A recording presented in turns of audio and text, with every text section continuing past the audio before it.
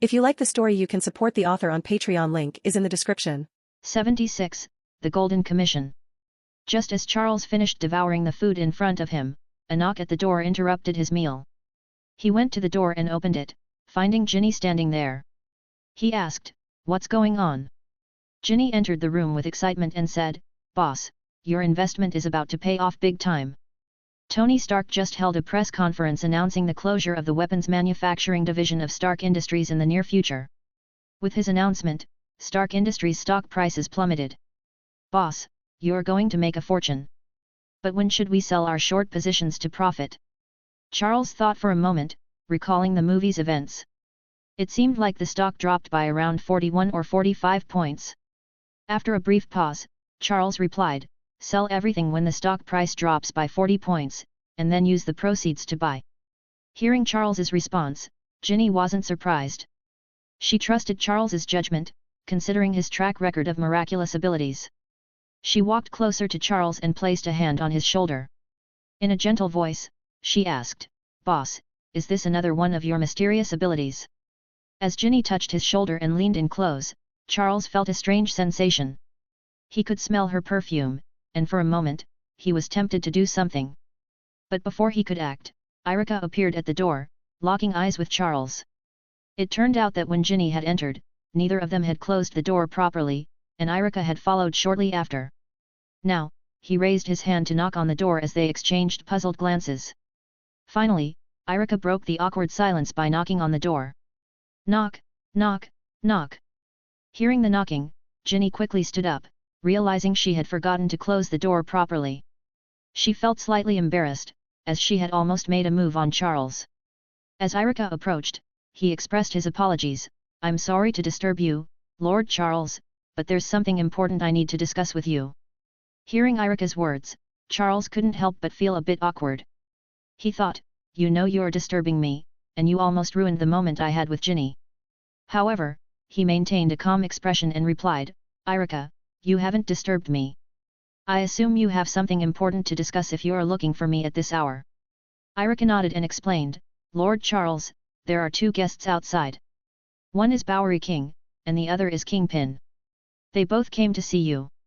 Upon hearing the names of these two visitors, Charles's fleeting sentiment was immediately pushed aside. He realized that there were more important matters at hand than his romantic interests. Charles said, "Erica, please take me to meet them." Arriving in the lobby of his office, Charles looked at the two individuals seated on the couch and greeted them with a smile, saying, "Hello, my friends. Welcome." Both of them returned the greeting with smiles. Charles then instructed, "Erica, please take Kingpin to the meeting room first. I'd like to have a quick word with the Bowery King." Erica approached Kingpin and said, "Please follow me, Mr. Kingpin." Kingpin nodded and followed Erica to the meeting room. With Kingpin gone, Charles was alone with the Bowery King, who knelt on one knee and presented a hard drive, saying, "Elder Charles, I have completed your request. The data you wanted is on this drive." Charles walked up to the Bowery King, took the external hard drive in his hand, and said slowly, "I can see your sincerity. The Bowery district still belongs to you." The Bowery King remained on one knee, his right hand over his chest as he solemnly swore, "I will forever pledge my loyalty to the High Table and Elder Charles, even to the death." Charles nodded in acknowledgement and said, "Very well, I accept your loyalty. You may leave now. If there are any tasks that require your assistance, the adjudicator will contact you."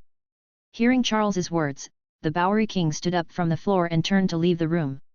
As he opened the door to the meeting room, Charles noticed something on the table that caught his attention: a bottle of 50-year-old Macallan whiskey. He had expected Kingpin to have it delivered by Karen, but it seemed that Kingpin had brought it himself. Charles walked into the meeting room, took a seat on the couch, and instructed Erica, "Please fetch a blank contract scroll. I believe Kingpin has a commission to discuss today." "Of course, Lord Charles," Erica replied before leaving to prepare the contract scroll. With a moment to himself, Charles addressed Kingpin, "So, Kingpin, have you made up your mind about your final decision?" Kingpin paused for a moment, then asked, "Charles, what price do I need to pay if I want to eliminate the entire hand in New York and kill Madame Gao?" Charles wasn't surprised by Kingpin's request.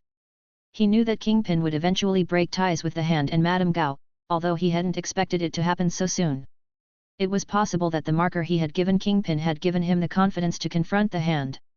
Charles didn't answer directly but instead asked, "You've probably heard about the Hand's mystique. An organization that has been around since the 16th century and has never changed its leadership. You understand how deep this rabbit hole goes, even without me saying it. What do you think is a fair price for severing one of the Hand's 5 fingers?" Hearing Charles's words, Kingpin began to contemplate. He was well aware of the Hand's terrifying reputation, and he had heard rumors about the Hand's 5 fingers that never died. Although he couldn't verify those rumors, he knew there was truth to them. After a moment of thought, Kingpin, with his net worth of several $billion, said, "I'll offer $2 billion, but I demand that the Hand's presence in the United States be completely eradicated, and Madame Gao must be killed." 77. All-out attack. Charles Doyle listened to Kingpin's offer, and although he didn't show it on his face, he was internally astonished. $2 billion was a significant amount of money, and his current assets amounted to only about $500 million. This amount of money could allow him to do a lot of things. Initially, he had thought about offering a high price of $1 billion, but it seemed that his foresight was short-sighted. "Kingpin, you should know that when you issue a commission, you need to pay 50% of the commission fee up front. After completion, you'll pay the remaining 50%. Kingpin smiled and, truth be told, $2 billion was not a small sum. It represented 1/5 of his entire net worth, and he felt a bit reluctant to part with it for a commission, even if it was for such a significant task. But he also understood that by spending $2 billion to eliminate the Hand in the United States and kill Madame Gao, he wouldn't be at a loss.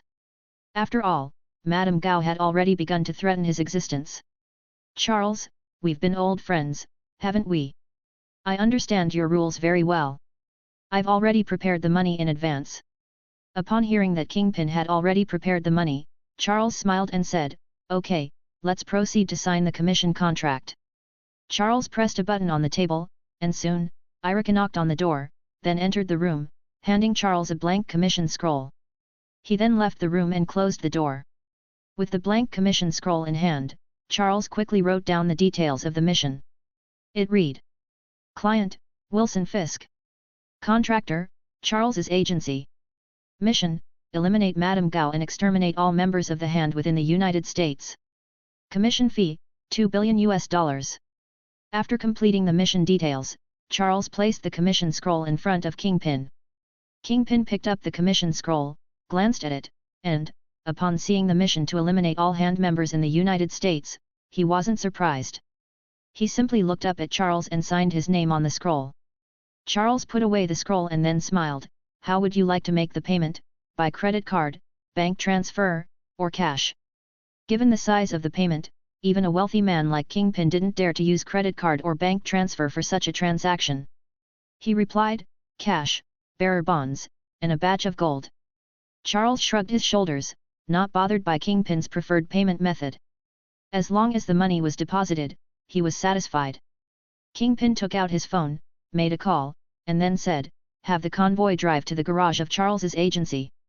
After ending the call, Kingpin placed 2 briefcases on the table, opened one of them, and said, "This one contains $300 million worth of unregistered Osborne Industries stocks, $300 million worth of Coca-Cola Company stocks, and $300 million worth of Stark Industries stocks.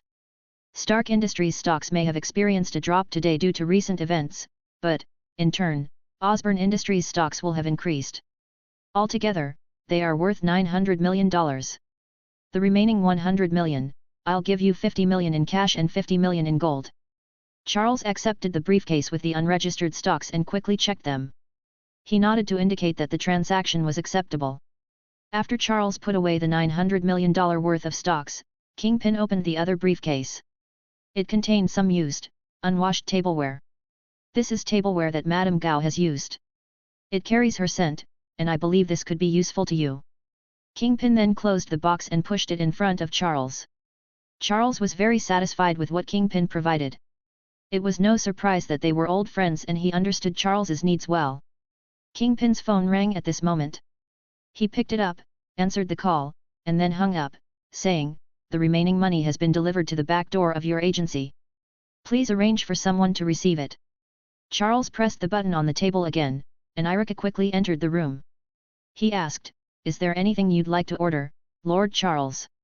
Take a few people to the back door of the garage and collect all the items that Kingpin sent into the vault. Upon hearing Charles Doyle's instructions, Erica replied, certainly, Lord Charles. I'll handle it. Watching Erica leave, Charles opened a bottle of 50-year-old Macallan single malt whiskey on the table, poured 2 glasses, and placed one in front of Kingpin, saying, cheers to the successful completion of the mission and the resolution of your troubles. Kingpin picked up the glass, nodded in agreement, and then downed the drink, saying, thank you. After receiving the initial payment for the commission, Charles escorted Kingpin outside the agency.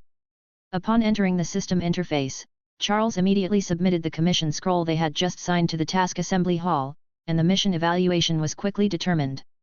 It was an A-rank mission, with rewards of 5,000 reputation points, 500,000 copper coins, and 1 exquisite treasure chest. Seeing that it was only an A-rank mission, Charles couldn't help but feel a bit disappointed. Perhaps it was because it was merely about cutting off 1 finger of the hand and eliminating all hand members in the United States. This level of task didn't qualify for an S rank.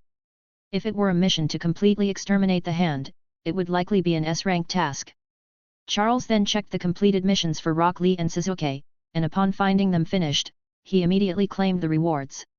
A total of 1,000 reputation points, 100,000 copper coins, and 2 common treasure chests. Exiting the system space, Charles took out his phone and sent messages to his team members, instructing them to gather in the meeting room. Meeting room. Ginny, Domino Irika, Uchiha Suzuki, Rock Lee, and Charles Doyle were all present. As for Cross and his son and John Wick, who were abroad, they hadn't received Charles's message due to the distance. While they possessed decent abilities, they were too far away.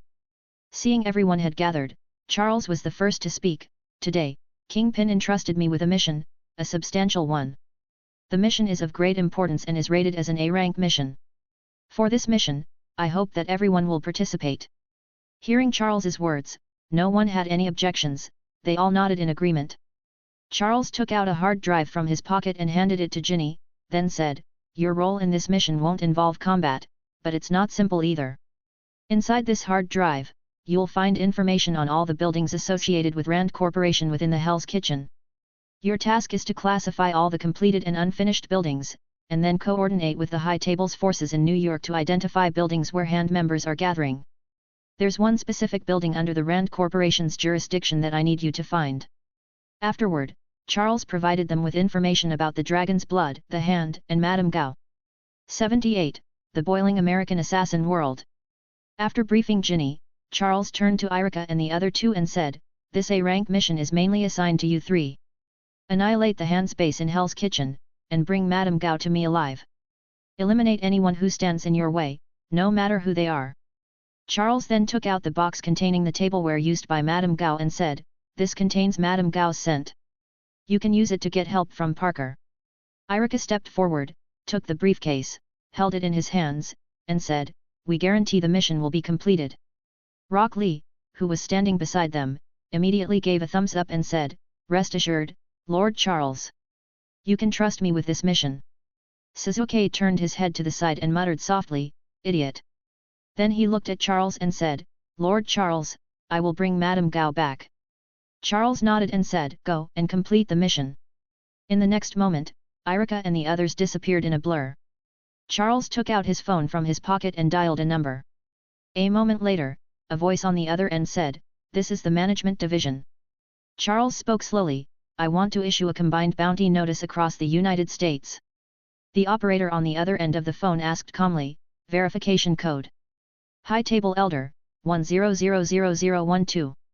Retrieve the list of hand members across the United States and issue a bounty for the entire group. Ordinary members, $100,000, lower level leaders, $500,000, hand ninja members, $1 million.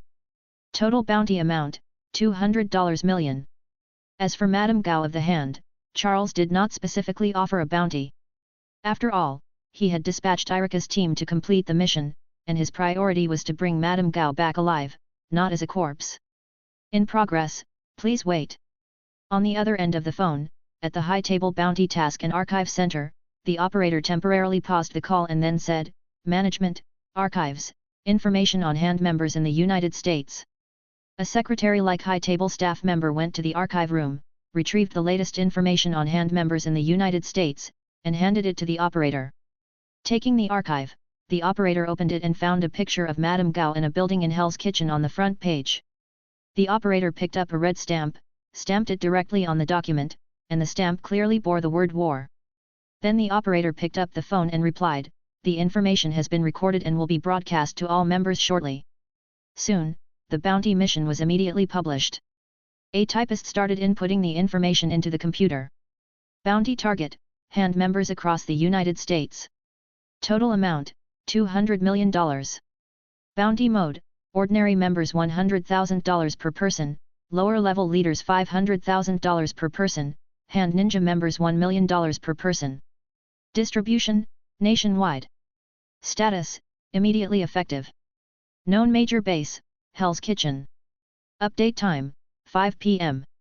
As the information was edited, the High Table Bounty Task and Archive Center's Bounty Mission Board moved the previous top spot down, replacing it with the new mission targeting hand members in the United States with a reward of $200 million. The mission board was updated, and the information was sent out. In the next second, the entire United States, including registered assassins associated with the Continental Hotel, received a text message. The Bowery King, who had just regained control of the Bowery district, looked at his phone and said to Erla, "Looks like we've got some work. Send out our brothers. We have to get a piece of that $200 million." As the newly reinstated Bowery King, he needed a substantial bounty to appease his newly regained subordinates. Inside the Continental Hotel in New York, Winston looked at the message on his phone with a slight frown. He knew that issuing an internal notification bounty against another faction like this was not a decision that a Continental director could make. Ever since Charles became a Continental elder, there had been no change in the policies of the Continental Hotel in the United States, and there had been no major actions taken. Winston muttered to himself, "It seems like the new elder's first move is going to start a fight with the hand." At this moment, the mobile phones of the assassins in the Continental Hotel were ringing one after another. Winston looked at this familiar scene and pondered silently. At this moment, assassins from all over the United States were mobilized, and the scale of this mobilization was many times larger than that of the John Wick incident. 0, the sushi chef, saw the word hand ninja on the notification and immediately closed his shop. He left with his apprentice. In the next second, his phone rang again. This time, it was a link sent by the Continental Hotel. When he clicked on it, he found a list of hand members across the United States with names and photos, totaling more than 100. At the end, there was an additional sentence: "This list does not include all members of the hand in the United States." With $200 million in bounties and a large number of potential targets, the news spread through the assassin world like an atomic bomb. At this moment, in the streets and alleys, everywhere, the most common phrase being heard was, "Brothers, let's go make some money." Countless New York assassins were flocking to Hell's Kitchen. Even some local gangs and assassins who had received the message were itching for action. In the meeting room, Charles and Ginny both received the information. Ginny was dumbfounded and said, "Boss, where did you get this money?" She had just heard with her own ears that her boss had invested $200 million for a nationwide bounty. She knew that her boss's money was usually invested in the stock market. Charles smiled, took out the box containing the $900 million worth of shares that Kingpin had sent, and said, "This is the $2 billion commission from Kingpin's mission." When Ginny heard the number $2 billion, she was shocked and stood up, releasing the notebook in her hand. "He's that generous." Charles nodded and said, "These are shares worth $900 million. They were advanced commission payments. I want you to transfer them all into my name." Ginny took the briefcase, opened it eagerly, and looked at the documents inside. She was pleasantly surprised. "Boss, you've made a fortune with the mission to wipe out the hand. These 3 stocks are all excellent and suitable for long-term holding." Charles nodded and said, "I'm leaving this to you.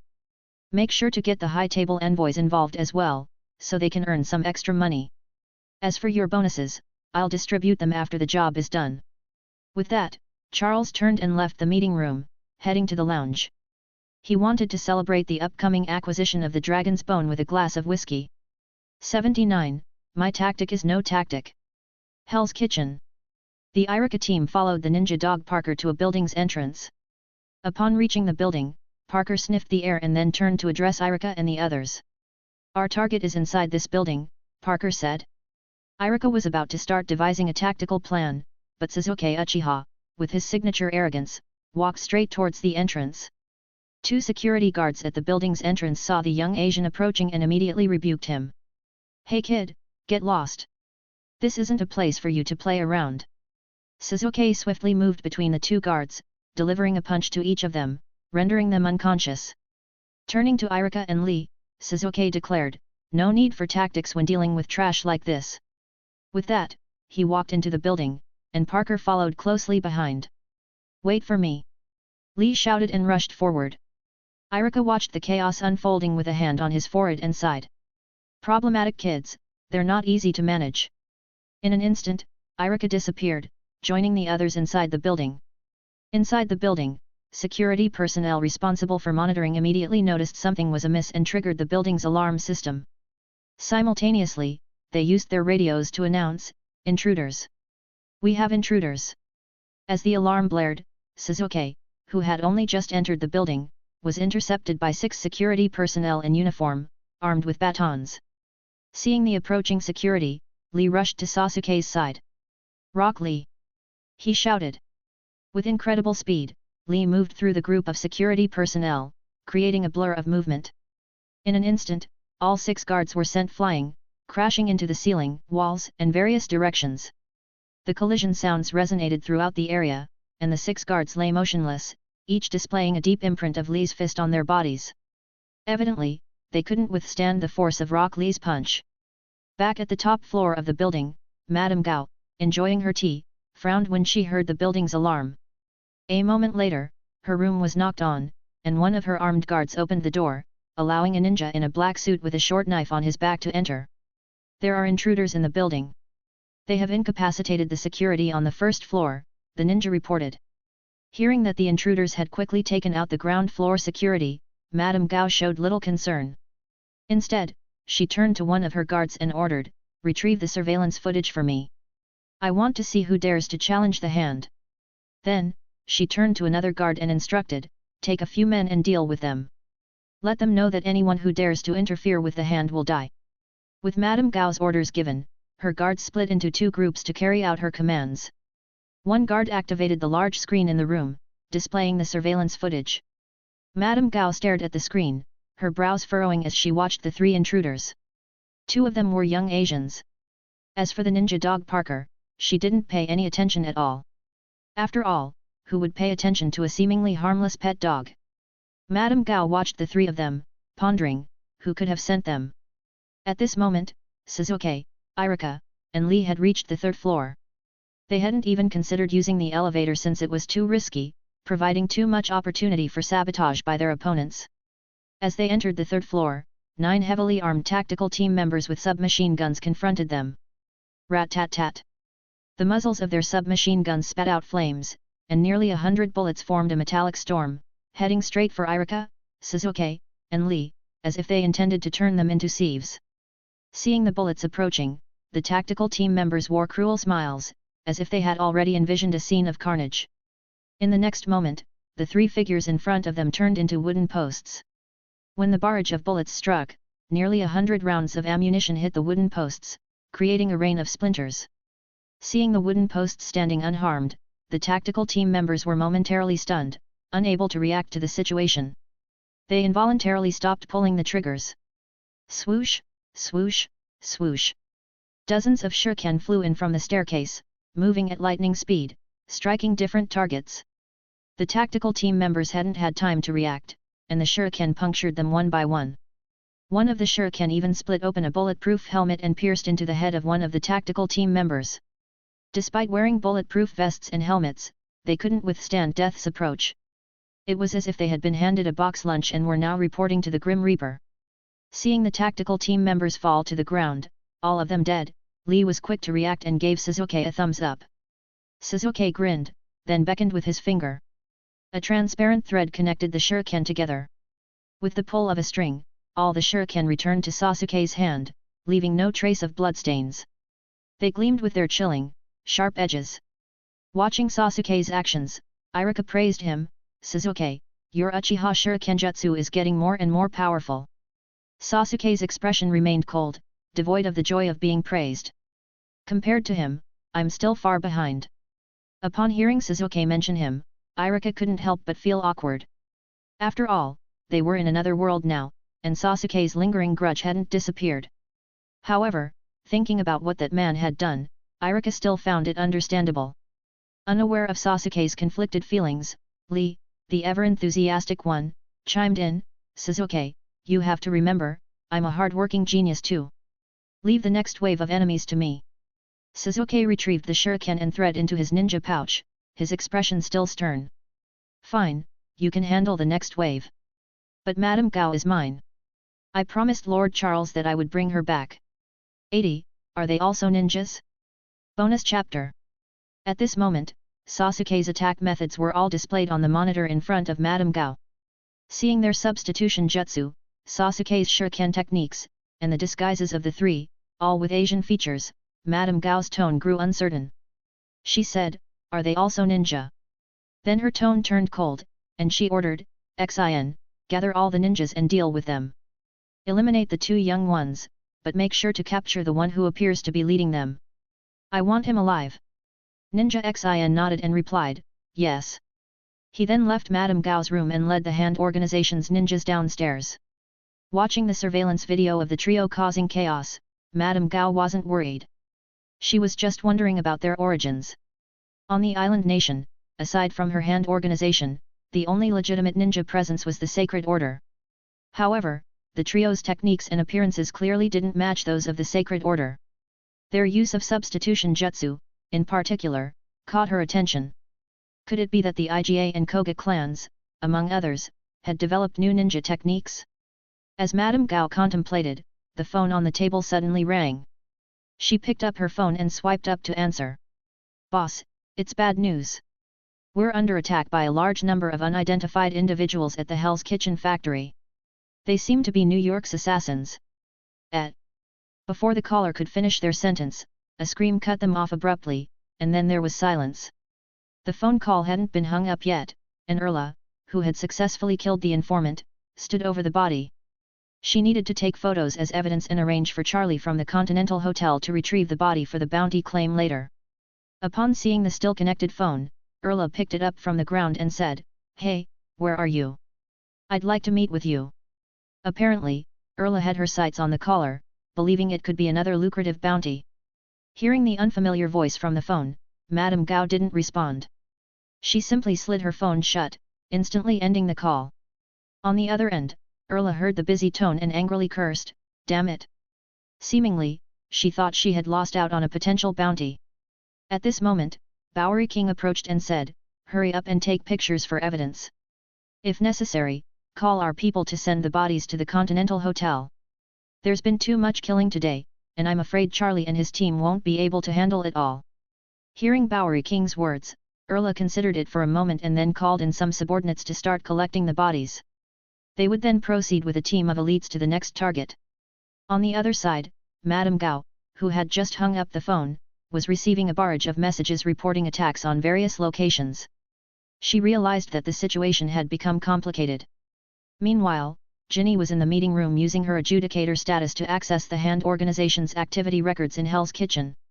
She started sorting through the information based on the details provided by Bowery King about the building, preparing to identify the targets. In the lounge area of the office, Charles sat, listening to soothing music and sipping the fine wine provided by Ginny. He was waiting for Sasuke and the others to bring Madame Gao to him. At this point, Hell's Kitchen was in chaos, but Charles had already established an understanding with the police. They would ignore the chaos as long as it remained within Hell's Kitchen. However, if similar scale attacks occurred outside the area, other police forces would respond promptly to emergency calls. Differing from the chaos in Hell's Kitchen, the Manhattan district in downtown New York City was peaceful. Tony Stark, who had already finished his press conference, stood in front of the massive Arc Reactor on display in his company's lobby, deep in thought. Obadiah Stane arrived at the scene after hearing from Happy that Tony Stark was inside and used his card to enter. With a cigar in his mouth, Obadiah, looking at the enormous reactor, said, "Look at this, how well done." Obadiah took the cigar out of his mouth, approached Tony and continued, "How much do you estimate the stock will drop tomorrow?"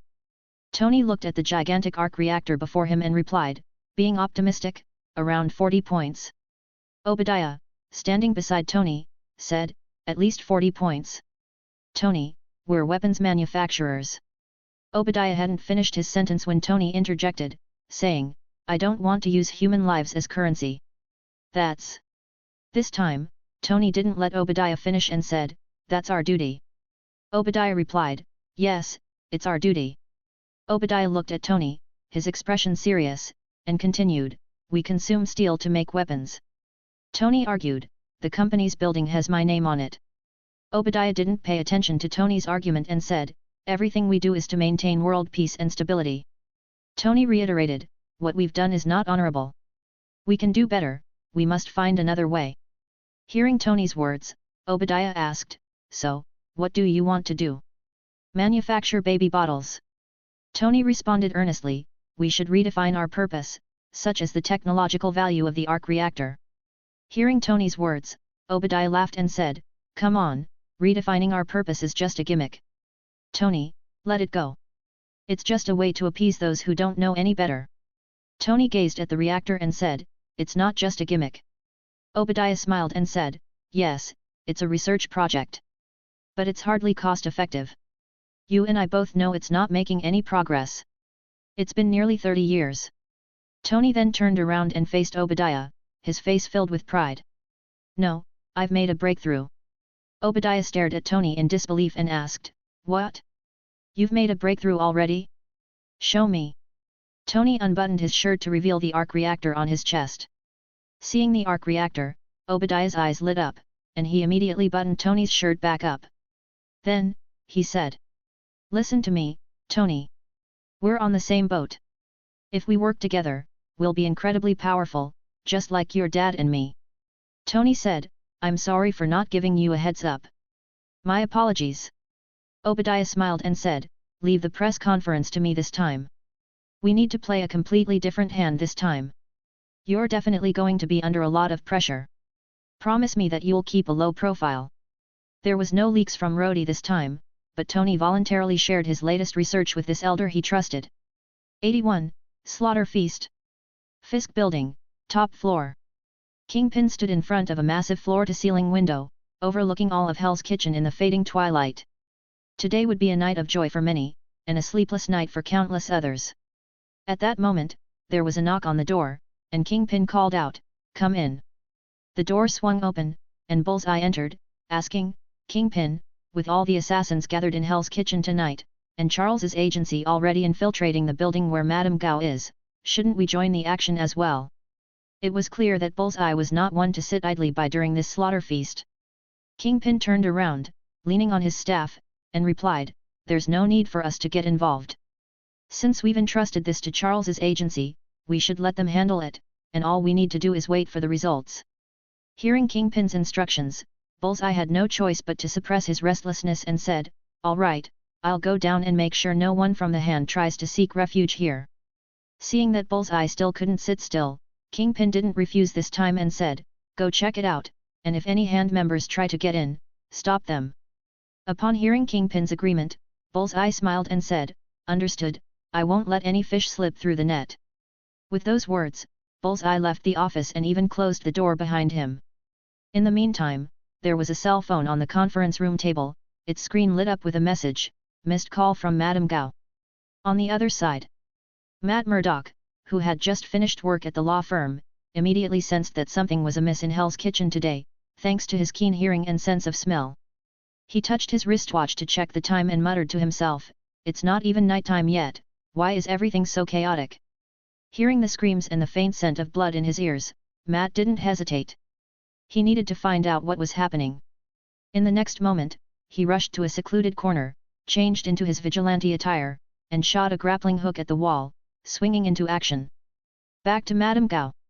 The Uchiha Suzuki trio had made their way up from the 3rd floor to the 8th floor, only 4 floors away from Madame Gao's top floor location. Along the way, they had left a trail of bodies, having already eliminated over 100 hand thugs within 8 floors. The stench of blood permeated the building. Just as they had finished off a fully armed enemy squad and were about to head to the 9th floor, several shurikens with a piercing sound suddenly flew at them from the 9th floor staircase. Swish, swish, swish. Irika quickly retrieved a kunai from his waist and deflected all the incoming shurikens with incredible speed. It turned out that hand ninjas led by S.H.I.E.L.D had arrived, and their attempts to attack using shurikens had been thwarted when they saw their own shurikens deflected. S.H.I.E.L.D gestured to his men to stay hidden at the entrance to the 9th floor, ready for a surprise attack against Irika and the others. On the side, Sasuke picked up one of the shurikens that Irika had deflected. He examined the shuriken, which was similar to the ones they used, and curiously asked, could there be ninja here too? He then tried to bend the shuriken with his hand, and with a crisp sound, he effortlessly snapped it in two. Observing this, Irika pondered for a moment and said, stay vigilant. They might be ninja too. After all, Charles-sama mentioned that this world is not as simple as it seems. Despite feeling that the shurikens thrown by the enemy lacked power during their clash, Irika decided to take the situation seriously, following the cautious nature of a ninja. He took out 2 kunai with explosive tags attached and aimed them at the door to the 9th floor. S.H.I.E.L.D, who had witnessed this, was puzzled. While they didn't use kunai, they were familiar with similar weapons. However, the explosive tags attached to the kunai were intriguing. What was the purpose of such an attack? Before he could order his men to pick up the kunai and examine them, the explosive tags on the kunai ignited. Boom! Boom! S.H.I.E.L.D made a hasty attempt to dodge, but the explosions from the explosive tags sent him flying. Several of his men who were further away were also knocked down. Seeing the effectiveness of the explosive tags, Irika rushed into the 9th floor at full speed. Previously, it had been Rock Lee and Sasuke doing most of the fighting, so as the team leader, he couldn't afford to slack off. S.H.I.E.L.D, who had barely opened his eyes, suddenly saw a figure appear before him. He then felt a cold sensation on his neck before losing consciousness. Irika swiftly rushed to the 9th floor with kunai in hand, observing the strange attire of the people across the floor. He didn't hold back and swiftly finished off any survivors. Seeing that the enemies were easily dispatched, Irika realized he had been overly cautious. Even though the enemy had used shurikens, the difference in skill was apparent. At this moment, Sasuke and Rock Lee arrived, and Sasuke, looking at the bodies on the floor, sneered, Irika-sensei, they were too weak. I don't think we need to take it slow anymore. I'll go ahead. With those words, Uchiha Sasuke, armed with kunai, dashed upwards. He also said to Parker, Parker, lead the way.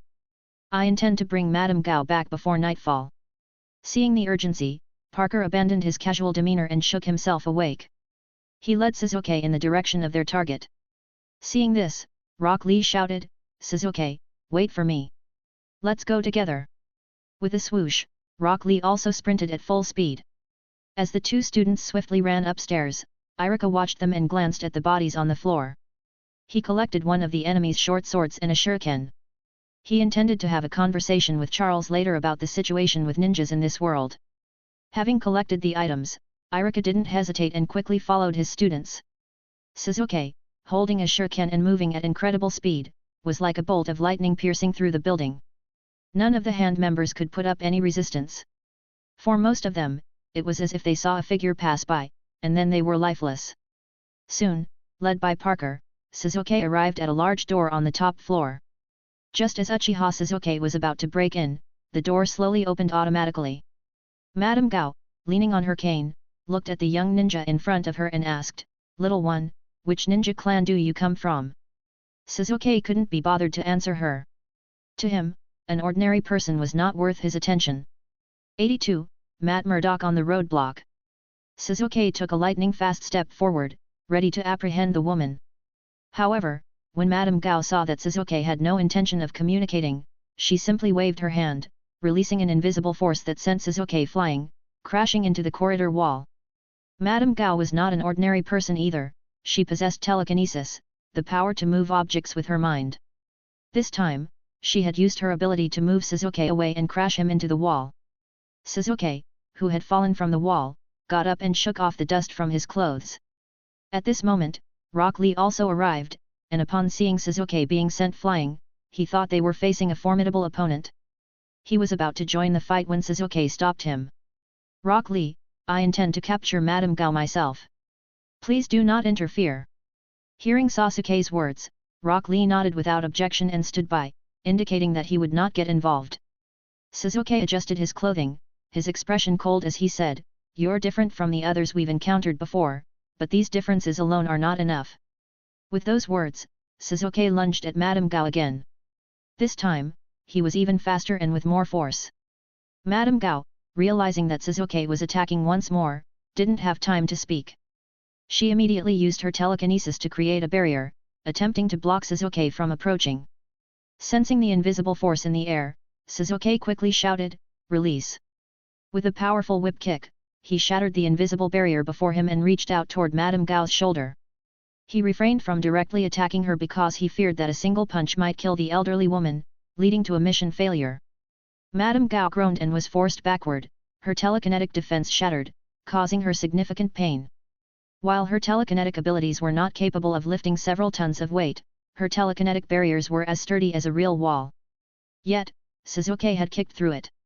Taking advantage of the moment when she was thrown off balance, Madame Gao drew a long sword hidden within her cane and swiftly swung it at Sasuke. Although Madame Gao was a martial arts master with a robust physique, her speed paled in comparison to Uchiha Sasuke's. Sasuke, seeing the woman attack, swiftly grabbed her wrist as she swung the sword, and then applied force. Crack! Madame Gao's wrist broke from the pressure, and the long sword fell to the ground. Sasuke then performed a back throw, slamming her forcefully onto the ground. Sasuke had sensed something unusual when he made contact with Madame Gao. Despite her aged appearance, her physical strength was greater than the hand members they had encountered earlier. Therefore, he didn't hold back much, but just enough to not accidentally kill her. Madame Gao landed on the ground, enduring the pain from her broken wrist and the impact of the throw. She didn't make a sound, as the pain from her telekinetic barriers being shattered earlier far surpassed this. Seeing Madame Gao on the ground, Sasuke knew she was still resisting. He released her wrist and prepared for her next move.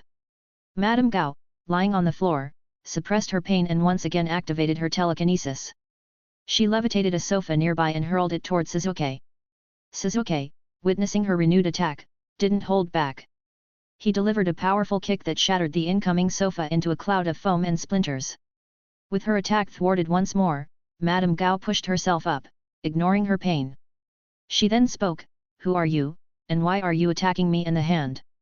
Uchiha Sasuke scornfully replied, "You talk too much." Without giving Madame Gao a chance to speak, Sasuke moved swiftly and appeared by her side. He then threw a punch at her. His fist struck Madame Gao's shoulder, and Sasuke immediately felt something was amiss. The invisible telekinetic force reappeared, blocking his attack for Madame Gao. Although her defense had blocked Sasuke's punch, Madame Gao was in pain. Overusing her telekinesis had caused her nose to bleed. However, Sasuke didn't give her a chance to catch her breath. He followed up with a series of punches, culminating in a powerful blow that shattered Madame Gao's telekinesis. She was sent flying and crashed into the wall. A loud crash echoed as Madame Gao fell from the wall, blood spraying from her mouth. She lay motionless on the ground, unconscious. Approaching her, Sasuke extended his hand to check her neck, ensuring she was still alive. He sighed in relief, knowing that Charles had wanted Madame Gao alive. The battle had been frustrating for Sasuke because he had to restrain his attacks, avoiding the use of techniques or excessive force that might have killed her. Rock Lee saw that Sasuke had finished the battle and suggested, "Sasuke, since the fight is over, shall we take her and head back?" Before Sasuke could respond, Irika, who had just arrived, said, "Let me check her first." Irika stepped forward, examined Madame Gao's jaw to ensure there were no poison capsules, and then gagged her mouth with a piece of cloth to prevent any sudden suicide attempts or cries for help during transit. He retrieved a bundle of rope from his ninja pouch and began tying Madame Gao's limbs securely. Once everything was in order, Irika spoke, "Now, there should be no unexpected incidents during the journey." Sasuke had no objections. In matters like these, he displayed a mature and experienced approach. He then hoisted Madame Gao onto his back, ready to deliver her to Madame Gao. Irika looked at Sasuke carrying Madame Gao and said, "Rock Lee, Sasuke, now that the mission is complete, let's head back to the agency." He then addressed Parker, "Parker, you've done well today. You can return to the summoning world for now." Parker nodded and, with a pop sound, turned into smoke, disappearing back into the summoning world. Without further delay, Irika and the others began their descent down the building. Meanwhile, Matt Murdock had made his way to the building where Madame Gao was located. He sensed the stillness inside the building but detected an overpowering scent of blood. Cautiously, he entered the building. As for Irika and his team descending from the top floor, along with the bound Madame Gao, Matt Murdock sensed their presence and their intentions. Matt had only recently taken up the mantle of a vigilante, not knowing much about Madame Gao, who had only recently appeared in Hell's Kitchen. He did not recognize her and thought she might be a kidnapped victim. Now, the three of them met in the ground floor lobby. Matt Murdock immediately spoke up, "Release the person you're holding. Hell's Kitchen isn't a place for your violence." Suzuki, Rock Lee, and Irika, wearing masks, frowned slightly. Suzuki, in particular, mistook Matt Murdock for a hand member due to his unusual attire. To them, Matt looked like someone wearing strange clothing. Suzuki recalled Charles's orders to eliminate anyone who blocked their way and said, "Rock Lee, handle this guy. Dispose of him quickly so we can proceed." Suzuki assumed that Matt Murdock was an enemy from the hand due to his unconventional appearance. 83. The demise of the Daredevil. Rock Lee took a step forward, adopting a standard combat stance with one hand behind him and the other in front. He asked, "Sir, are you sure you want to stop us?" Matt Murdock, with his heightened senses, detected the powerful and unusual heartbeats of the three individuals. He replied with a serious expression, "You've killed so many people. Now, surrender and face the consequences under the law." While speaking, Matt readied his billy club, prepared to attack at a moment's notice. Seeing that Rock Lee hadn't made a move yet, Suzuki wore a cold expression and said, "Rock Lee, hurry up. Our leader is waiting for us to bring the target back." Upon hearing Sasuke's words, Rock Lee didn't hesitate. He quickly sprinted toward Matt Murdock. Sensing the rush of wind accompanying Rock Lee's run, Matt did his best to raise his arms defensively, shielding his chest. He thought, "He's fast." Bang! Rock Lee launched a powerful roundhouse kick that sent Daredevil Matt flying. In an effort to minimize the impact, Matt did his best to disperse the force as he was sent flying. However, he only came to a stop after colliding with a pillar in the lobby and subsequently coughed up a mouthful of blood. Seeing that Matt had been injured with just one kick, Suzuki wore a look of disdain and strong contempt. Taking advantage of his fall, Matt swiftly unleashed the hidden retractable baton from his billy club and aimed for Madame Gao, whom Suzuki was carrying. Since he couldn't beat them in combat, Matt decided to save the hostage and escape. However, this action from Matt further angered not only Suzuki but also Rock Lee, who was standing nearby. As the retractable baton flew toward him, Rock Lee moved quickly, grabbing the chain as it approached. With a powerful pull, he yanked Daredevil Matt towards him. Seeing the incoming Daredevil, Rock Lee immediately utilized his primary Lotus technique. He delivered 11 punches to Daredevil Matt while he was still suspended in the air. The final punch was charged with chakra, sending Daredevil Matt hurtling away. Rock Lee, with his enhanced physical abilities from the ninja arts, possessed fists that Daredevil was unable to withstand. In midair, all of Matt's ribs were shattered, with one rib bone piercing his heart. The last punch sent Daredevil Matt crashing through the building's glass doors. The glass doors shattered on impact, and Matt's lifeless body tumbled onto the street outside.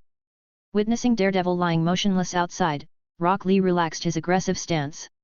His expression remained calm as he said, "The enemy is dealt with. Let's continue our journey." Suzuki, carrying Madame Gao, immediately began walking towards their destination. He commented, "I hope there won't be any more fools blocking our path." The three of them left, leaving Daredevil Matt's lifeless body outside the building, along with his discarded billy club. Back at the Charles agency, they had a smooth journey without further interruptions. Irika drove the car, carrying everyone back to the agency's headquarters. In the meeting room, Charles sat in a chair, while Madame Gao, who had regained consciousness, was bound on the floor in front of him. Irika approached and removed the cloth from Madame Gao's mouth, replacing it with a gag over her chin. As Irika performed these actions, Madame Gao began to stir. Upon opening her eyes, Madame Gao immediately realized she was bound and started struggling. She assessed her surroundings and the individuals present, Charles Doyle seated in a chair, the three people who had captured her, and Ginny, who was busy on a computer, cross-referencing information. Madame Gao, now aware of her surroundings, asked, "Who are you? Why have you captured an old woman like me? If you're interested in my Hell's Kitchen business, I can step aside and hand it all over to you." Evidently, Madame Gao still didn't understand Charles Doyle's true intentions and was speculating about the situation. Charles Doyle looked at Madame Gao, who had quickly regained her composure. He calmly responded, "I have no interest in your business." Upon hearing that it wasn't her factory business, Madame Gao immediately offered, "Is it Wilson Fisk who sent you? I'll double whatever he paid. How about 5 times? Or name your price." As Madame Gao spoke, he also attempted to disrupt Charles's thoughts and intrude into his mind. However, Madame Gao's psychic manipulation had no effect on Charles. With his Sharingan-enhanced abilities, Charles wasn't concerned about Madame Gao's tricks. He smiled and calmly said, "Your mind control tricks won't work on me, your power is too weak. Let's get to the point. Madame Gao, you came to New York to find something. Have you found it?" Upon hearing Charles's question, Madame Gao's pupils slightly contracted. He didn't know how Charles was aware of this, but she replied, "I don't know what you're talking about. I came to New York to expand the hand's business. Besides, even if you've captured me, the hand won't stop. So, why don't you make your demands? I'll do my best to fulfill them." Seeing that Madame Gao was unwilling to admit anything, Charles slowly uttered 2 words, "Dragon bones." Upon hearing these 2 words, Madame Gao realized that she could no longer hide the truth. She angrily asked, "Who are you working for, the Chaste or Kunlun?" Then she contradicted herself, saying, "Kunlun can't possibly train ninja. Where are you from?" Seeing that Madame Gao didn't deny it but instead bombarded him with questions, Charles smiled and calmly replied, "I am neither from Kunlun nor the Chaste. Furthermore, to call your trained assassins ninja is laughable." Upon hearing Charles's words, and considering the strength of the 3 people who had captured him, Madame Gao was temporarily at a loss for words. She realized that not only the Chaste but even their own trained ninja couldn't compare to these individuals. Madame Gao had mistaken Suzuki for someone trained by Charles Doyle's faction. "To which faction do you belong?" Madame Gao asked again, unwilling to give up. Charles Doyle smiled and pondered for a moment before hesitatingly saying, "I am an elder of the High Table. I wonder if that answer satisfies you." Madame Gao scrutinized Charles Doyle intently and then uncertainly asked, "You are the new High Table elder?" "That's impossible. I know the High Table, and they don't have the power for this." Then, as if realizing something, she continued, "It's you, isn't it? You placed a bounty on the hand in America." At that moment, Madame Gao finally understood why the hand's base in the United States had been subjected to a comprehensive attack. 84. The Fall of Madame Gao, Bonus Chapter. Charles didn't pay much attention to Madame Gao's belated realization. Instead, he spoke, "I've already told you what you wanted to know. Now, shouldn't you tell me if you've found any traces of the dragon bone?" Madame Gao gazed at the man before her, her mind racing as she pondered for a moment before saying, "I can provide you with the information you seek, but I request you to agree to one condition. I won't ask for my life to be spared or anything like that. It's a simple request, adhering to our nation's belief that a falling leaf returns to its roots. I hope you will allow the members of the hand to transport my body back for a proper burial. I imagine this request should be easy for you." Hearing Madame Gao's intentions, a mysterious smile appeared on Charles's face as he replied, "Returning to one's roots, hey? I can agree to that request. However, you must share with me the information I desire." At this moment, Charles couldn't help but think that sending back ashes could also be considered a falling leaf returning to its roots. As for resurrecting her body? "Madame Gao, you're dreaming." When Charles agreed, Madame Gao breathed a sigh of relief. Because of Charles's Sharingan, it made his mental willpower exceptionally strong, rendering her unable to enter his mind or discern his true intentions. She could only propose this straightforward request, hoping it wouldn't be rejected. "High Table, Charles, and the Continental Hotel, get ready. After my resurrection, you will face the hand's comprehensive retaliation." Madame Gao organized her thoughts and then slowly said, "I don't know where you got the information about the dragon bones, and I don't know what you intend to do with them. However, I can tell you for sure. The dragon bone is likely beneath Hell's Kitchen. As for the exact location, I haven't had much time in New York, so I haven't discovered it yet. However, I can confirm that it's somewhere in Hell's Kitchen." Hearing that Madame Gao hadn't found the dragon bone yet, Charles wasn't surprised. Given the time it would take for Madame Gao to locate and excavate the dragon bone from its location originally, it made sense. He then asked, tell me the places you've ruled out, where the dragon bone couldn't possibly be. Without hesitation, Madame Gao replied, certainly. I will now inform you of the places I've explored, which all turned out to be devoid of any trace of the dragon bone. Charles turned to Ginny, who was still checking information, and instructed, Ginny, please record everything Madame Gao is telling us. Madame Gao proceeded to list the locations she had eliminated, offering some speculative areas where she believed the dragon bone might be located. After completing her explanations, Madame Gao provided a phone number. She hoped Charles's associates would call that number to arrange the collection of her remains. Then, she closed her eyes, waiting for her judgment. Charles observed that Madame Gao had provided all the information she was supposed to. He gestured to Irika, standing behind Madame Gao, indicating that it was time to handle her. Irika approached Madame Gao from behind and swiftly ended her life by piercing her heart with a kunai. After confirming her demise, he nodded at Charles.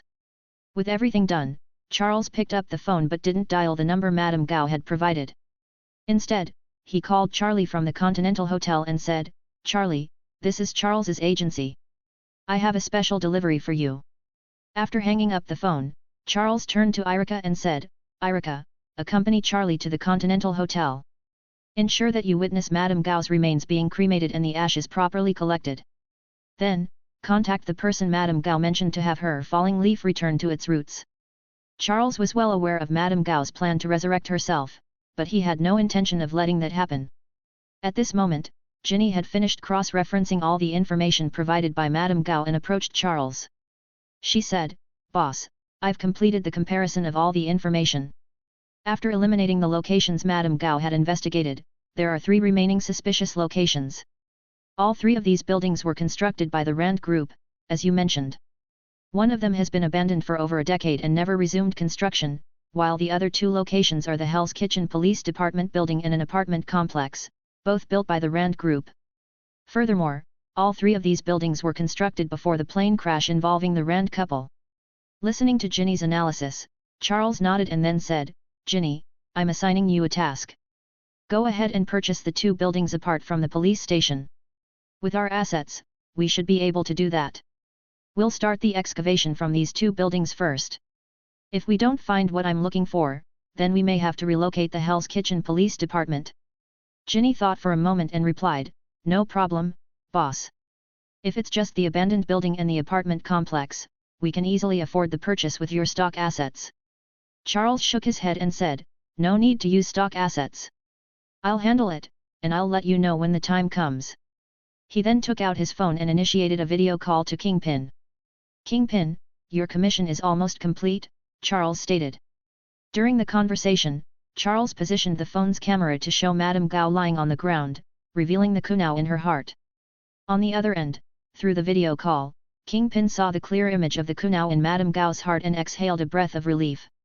He replied, Charles, your efficiency in handling matters is truly remarkable.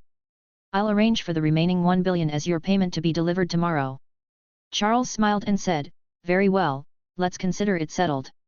After hanging up the call, Charles turned to Ginny and said, The money will be here tomorrow. Seeing that Charles had quickly resolved the funding issue for the building purchases, Ginny said, Boss, once the funds arrive, I'll proceed with the acquisition of the buildings. Charles nodded and looked at the 4 subordinates present. He then said, The bounty for this mission is essentially complete. The remaining details should be handled by the assassins themselves for the reward. Now, let's discuss your mission rewards. Irika, provide all the information about the Hands members you've eliminated to the Continental Hotel. I have a bounty posted there, and you can collect your share. Charles looked at the others and continued, In addition, each of you will receive an extra $10 million as a bonus. Consider it a reward for this mission's success. It had been a series of successful endeavors recently, and Charles was ready to generously reward his team for their efforts. 85. Making friends. After Charles announced the mission rewards, Domino Irika placed a short sword and a handful of shurikens he had obtained from the Hands members in front of Charles and asked, Lord Charles, do this world have ninjas as well? As Irika's words fell, everyone turned their attention to Charles, and only Ginny was interested in the implication of Irika's question. Charles didn't pay much attention to the short sword but took a look at the shurikens. They closely resembled the shurikens from the Naruto world. He turned them around in his hand and then set them down, saying, Irika, in this world, only we are true ninjas with the ability to manipulate chakra, which makes us fundamentally different from other organizations so-called ninjas. You can think of them as a variation of the samurai in this world. Upon hearing Charles's explanation, Irika and the others understood. They stopped worrying about the hands ninjas, focusing instead on Ginny, who had taken note of the word chakra. Through Charles's explanation, Ginny realized that Charles's ninja abilities were related to chakra and set him apart from other ninja organizations. With the ninja discussion wrapped up, it didn't take long for Charlie from the corpse collection team to arrive. Charlie entered the room, removed his hat, and greeted, "Respected Elder Charles." Charles took out a gold coin from his pocket and handed it to Charlie, saying, "The Continental Hotel must be quite busy today." Charlie accepted the coin, a smile on his face, and replied, "Business has been booming today. The cleanup team is swamped. Many customers brought their targets here for unified processing." Charles nodded and watched as Charlie loaded Madame Gao's corpse onto the vehicle, signaling for Irika to follow. Meanwhile, on the other side. After finishing his call with Charles, Kingpin looked out at Hell's Kitchen, which was now shrouded in darkness, and couldn't help but exclaim, "Is this the strength of High Table and Charles?" In less than half a day, the New York branch of the Hand has been completely wiped out. Even Madame Gao, one of the Five Fingers, has met her demise. Thinking about everything that had happened today, Kingpin gained a more profound understanding of this organization, which was composed of global criminal syndicates and controlled 80% of the world's assassins. If possible, Kingpin also wanted to become one of the organization's higher UPS. As Kingpin was lost in thought, someone knocked on his office door. Hearing the knock, Kingpin said, "Come in." The office door was pushed open, and Bullseye walked in. Kingpin saw that it was Bullseye who entered, and then asked, "What's going on?" Bullseye had a smile on his face and was holding a set of photos. He excitedly said, "Kingpin, take a look at this." Kingpin took the photos from Bullseye, and as he flipped through them, the first showed Daredevil lying on the ground with blood coming from his mouth and nose. The second photo revealed his unmasked face. After examining the photos, a rare smile appeared on Kingpin's face. This outcome was unexpected. It was truly a double blessing today. He then said, "I didn't expect that our Daredevil was none other than the famous blind lawyer from Hell's Kitchen. This is a major scoop." "Hey, Bullseye, do you know who took care of this trouble for us?" Kingpin asked. Bullseye didn't hide anything and replied, "Daredevil died outside the building where Madame Gao was staying. Based on the information I've gathered, he was killed for interfering with the people who took Madame Gao away." "Ah, ha ha ha." Hearing this news, Kingpin burst into laughter. He exclaimed, "Charles is truly my lucky star. Not only did he eliminate Madame Gao for me, but he also took care of Daredevil, who was causing problems. I should gather some good whiskey and properly thank Charles. I heard he's interested in whiskey." Seeing Kingpin in such a good mood, Bullseye couldn't help but smile too. On the other side. Back in his villa, Tony Stark felt the small-scale arc reactor on his chest. He realized that when he had fallen from the sky in the Mark I suit, one of the copper wires had come loose due to the impact and had caused a minor short circuit with the socket. He needed to create a new version of the arc reactor for replacement because the manufacturing conditions and materials at that time couldn't compare to what he had now. Thinking about his abduction, the subsequent rescue by Charles, and his miraculous abilities, Tony Stark said, "Jarvis, display all the information you have on Charles." "Of course, sir. All available information on Charles has been compiled." Tony Stark examined the information projected in front of him. "Wow, he's actually an orphan adopted and trained by assassins. The Continental Hotel, an interesting place. A safe zone. New York's top assassin, nicknamed Ninja Master. He's actually a ninja. That's not what I expected. I thought he was a brilliant biologist like me. He founded his own agency, taking various missions, and eventually became an elder of the High Table." After learning more about Charles, Tony Stark furrowed his brows slightly. He had just announced the closure of his weapons manufacturing division, and now the person who had saved him turned out to be a notorious assassin. While he didn't only take assassination contracts and handled other types of jobs as well, he had become an elder of the High Table, indicating his high status within the assassin community.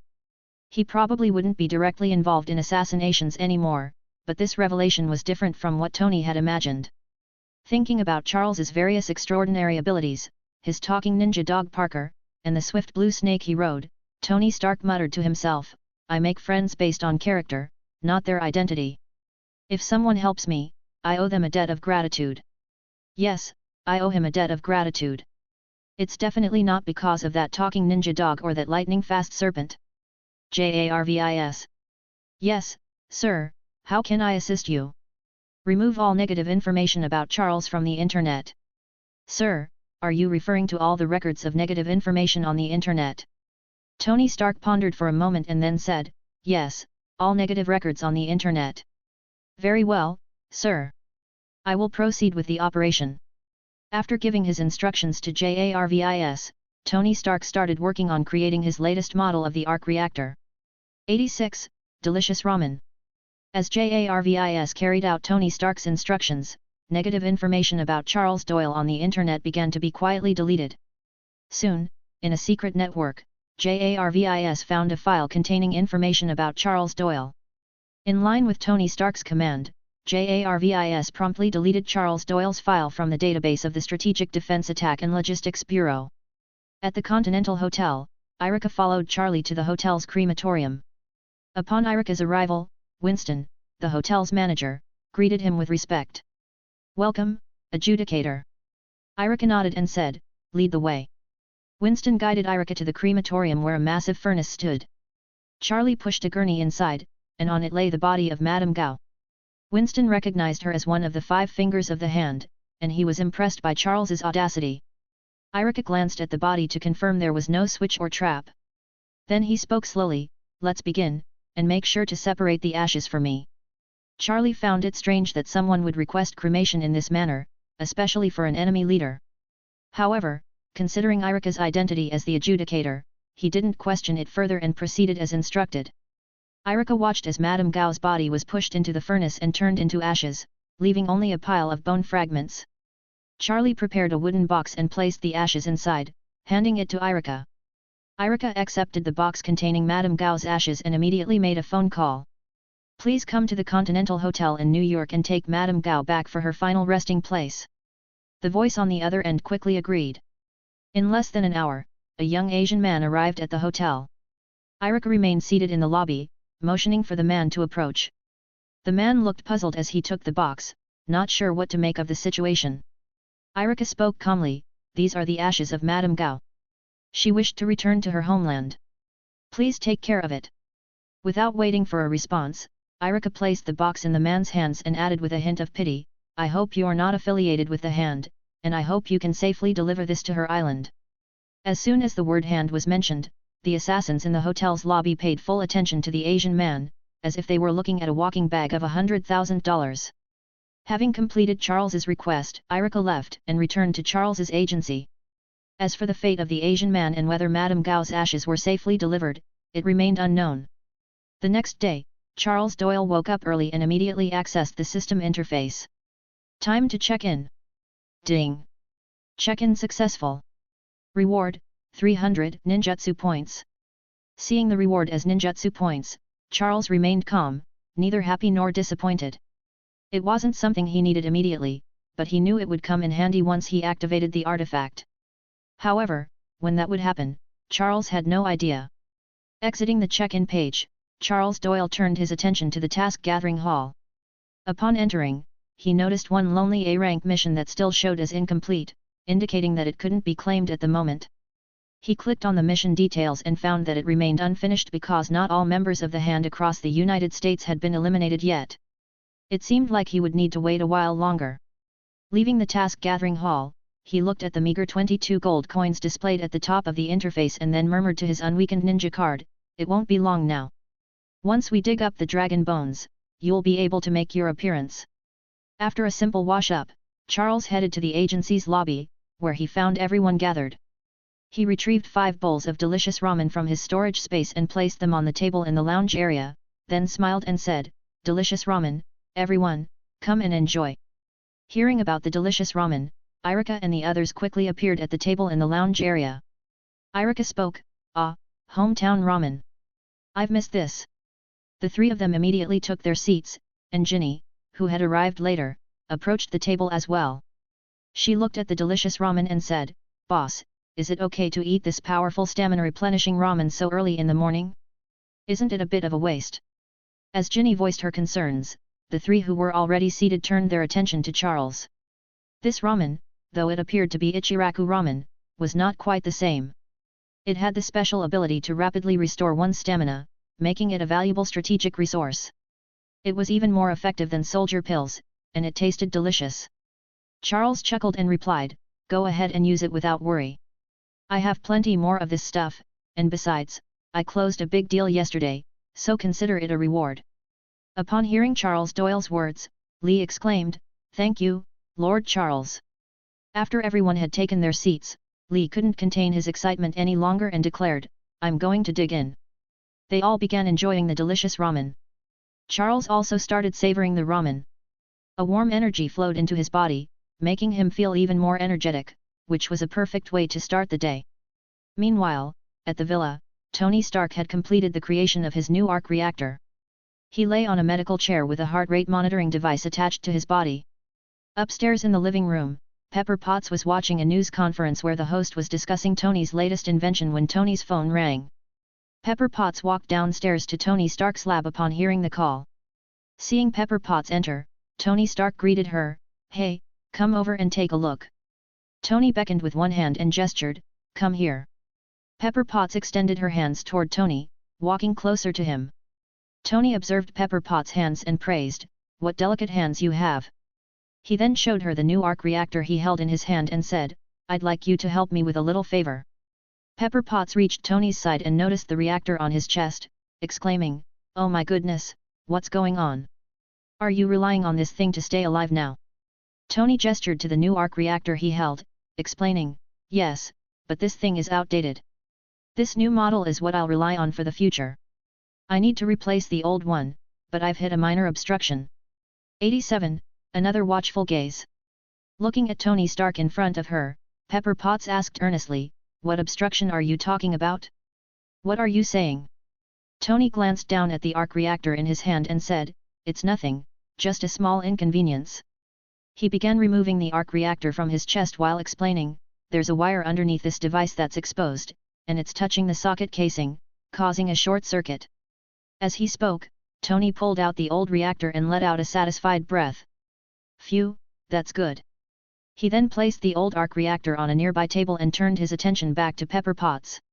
Seeing the scene in front of her, Pepper Potts was bewildered and asked, What do you want me to do?" Tony waved his hand and said, "Just put that one on the side table. It's not needed anymore." Pepper Potts turned and placed the old arc reactor on the side table, exclaiming, "Oh my goodness." Tony then looked at the new arc reactor in his hand again and said, "I need you to stick your hand inside and gently pull out the wire." Turning back to face Tony, Pepper Potts asked with uncertainty, "Is that okay?" Tony closed his eyes and replied, "It should be fine, it's a bit like a military operation. As long as you don't trigger any alarms, it won't make a sound." Pepper Potts looked at Tony with a puzzled expression and asked, "What do you mean by a military operation? What are you talking about?" Tony answered, "It's a computer game, don't worry. Just gently pull out the wire, okay?" Seeing Tony's assurance, Pepper Potts reluctantly agreed, "Okay." She then cautiously reached her hand into the opening in Tony's chest. As her hand entered, Pepper Potts exclaimed, "Oh, there's something gooey inside." Tony explained, "That's not goo, it's just some inorganic plasma discharged from the device." Pepper Potts wrinkled her nose and said, "It smells terrible." Tony nodded, "Yes, it does smell bad. Have you touched the copper wire?" Pepper Potts replied, "Yes, I've got it. Good, just be careful not to touch the casing on your way out." Following Tony's instructions, Pepper Potts did accidentally touch the casing once, but after some careful maneuvering, she successfully pulled out the copper wire along with the magnet. Pepper Potts successfully installed the new arc reactor in Tony Stark's chest, although there were 2 painful yells from Tony during the process. With her hand covered in plasma fluid, Pepper Potts exclaimed, "Please, never ask me to do something like this again." Hearing Pepper Potts' words, Tony Stark gazed at her and tenderly said, "But, you're my only choice." They locked eyes for a moment, and Tony couldn't help but make a funny face before saying, "Anyway, thank you. Thank you for helping me and for sending Charles Doyle to rescue me. Although I'm confident I could have escaped on my own, I still appreciate your help. Pepper Potts turned around and muttered, unlucky, then picked up the old reactor Tony had removed and asked, what should we do with this? Tony, as he put on his shirt, casually replied, destroy it.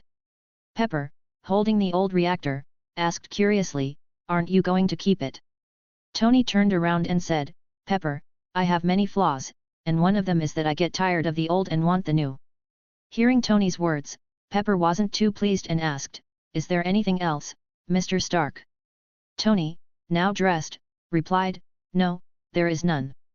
He then turned to an AI machine on the side and said, these things, apart from my phone and a photo of my old man, throw everything else into the trash. Pepper Potts left the lab while holding the old Arc Reactor. In the Triskelion building, Nick Fury's office, Phil Coulson was giving a report. Director, I'm still following up on Tony's situation, and we might find a breakthrough through Pepper Potts. Here's the latest information on Charles Doyle, and it differs significantly from your previous analysis. Take a look. Nick Fury took the folder handed to him by Coulson and started reading it carefully. His eyebrows raised when he saw that Charles Doyle had become an elder of the High Table, a position within the criminal underworld that he didn't expect. Although the High Table was still a criminal organization, apprehending Charles as easily as before wouldn't be possible anymore. However, Nick didn't consider the High Table as a significant threat. He only saw a change in the balance of power between the two parties. Turning to the second page, Nick was even more surprised when he read about Charles Doyle's war with the Hand and how he had dispatched his men to eliminate Madame Gao. At this moment, he realized why Coulson had mentioned that things didn't align with his previous analysis. After reading all the information, Nick Fury closed the folder and said, we'll need to reach out to Charles Doyle again. Since he rescued Tony Stark, he must know the situation. Pepper Potts was generous, paying him $100 million so easily. I hope he pays his taxes on time. Hearing Nick Fury's words, Coulson responded, understood, Director. I'll meet with him today and gather information about the rescue operation. Nick Fury contemplated for a moment and then said, select a reliable operative, find a way to get close to Charles Doyle. Since he's not a ninja from the Hand, we need to dig deeper into his background. Pointing to the forehead protector with the symbol of the Leaf Village in the photo, Nick Fury continued, this symbol must be related to the organization behind him. I need to know more about their existence. Hearing about sending an operative to get close to Charles, Coulson pondered for a moment and replied, Director, Charles Doyle's agency doesn't recruit new members, and he now has a group of High Table enforcers. It might be challenging to get close to him. 88, Toy Dog, no. Upon hearing Coulson's suggestion, Nick Fury had to think it over. He recalled the agents available at the Bureau who could undertake this mission, and it seemed that aside from Black Widow, there was also Barbara Morse. However, Black Widow was currently on an external mission and had not returned yet, so it seemed that sending Barbara Morse was the best option. Go and contact Barbara Morse. I remember there was an assassin at the Continental Hotel in the archives who bears a strong resemblance to her. This might be a breakthrough. Coulson also thought about this point and smiled, saying, Director, I'll contact Barbara right away. After Coulson left, Nick Fury began thinking about the unique symbols on Charles's three subordinates. He was determined to investigate this point. Any organization, as long as it existed, would leave traces unless it was a newly established force. On the other side, Tony Stark, dressed in suits, arrived at an Air Force base to visit his good friend, Colonel Rhodes. Tony made a few jokes at Rhodes' expense in front of his soldiers, prompting Rhodes to dismiss them, and the two friends had a private conversation. Rhodes patted Stark on the shoulder and said with a smile, I really didn't expect this. Tony turned to Rhodes and asked, expect what? Rhodes smiled and said, I swear, I didn't expect you to recover so quickly. Tony shrugged and said, I can barely walk. Rhodes crossed his arms and asked, really? Tony replied seriously, Rhodes, I'm working on something big. I came here to ask you to join me. Rhodes raised an eyebrow and looked around, saying, you've got everyone here all excited, you know. I mean, your amazing performance at the press conference, it's truly impressive. Hearing Rhodes' comments, Tony said, this time, it's not about military hardware. I won't be developing those anymore. This is different. Rhodes frowned and asked, have you really become a pacifist? Tony explained, listen to what I have to say. Rhodes interrupted, saying, No, what you need is to think things through first. Seeing Tony suddenly burst into laughter, Rhodes said seriously, I'm serious. Tony suppressed his smile and said, all right. Rhodes then said, it's good to see you, Tony. With that, Rhodes left, and it was clear that he had no idea what he had just missed. After being turned down by Rhodes, Tony returned to his laboratory. He woke up Jarvis and instructed him, I need to create a new project file, codenamed Mark II. Jarvis inquired, do you want to store it in the Stark Industries central database? Tony transferred the model of Mark I to a virtual image and said, I don't know who to trust right now, so for the time being, let's save all the files in my private server. Jarvis asked, is this a top-secret project? Tony, still looking at Mark I, replied, I don't want it to fall into the wrong hands. Then, for some reason, Tony's mind drifted to Charles Doyle's image, especially that ninja dog, Parker. As for making a mechanical dog for himself? That wasn't in his consideration. What would be next? Uploading Jarvis into a toy. Did he need a toy dog? No. Tony Stark shook off these thoughts and began his research on Mark II. On the other side, in Charles's office, Kingpin paid another visit. Kingpin greeted him warmly, saying, Hi, Charles Doyle. Charles shook Kingpin's extended hand and smiled, Kingpin, are you satisfied with the result this time?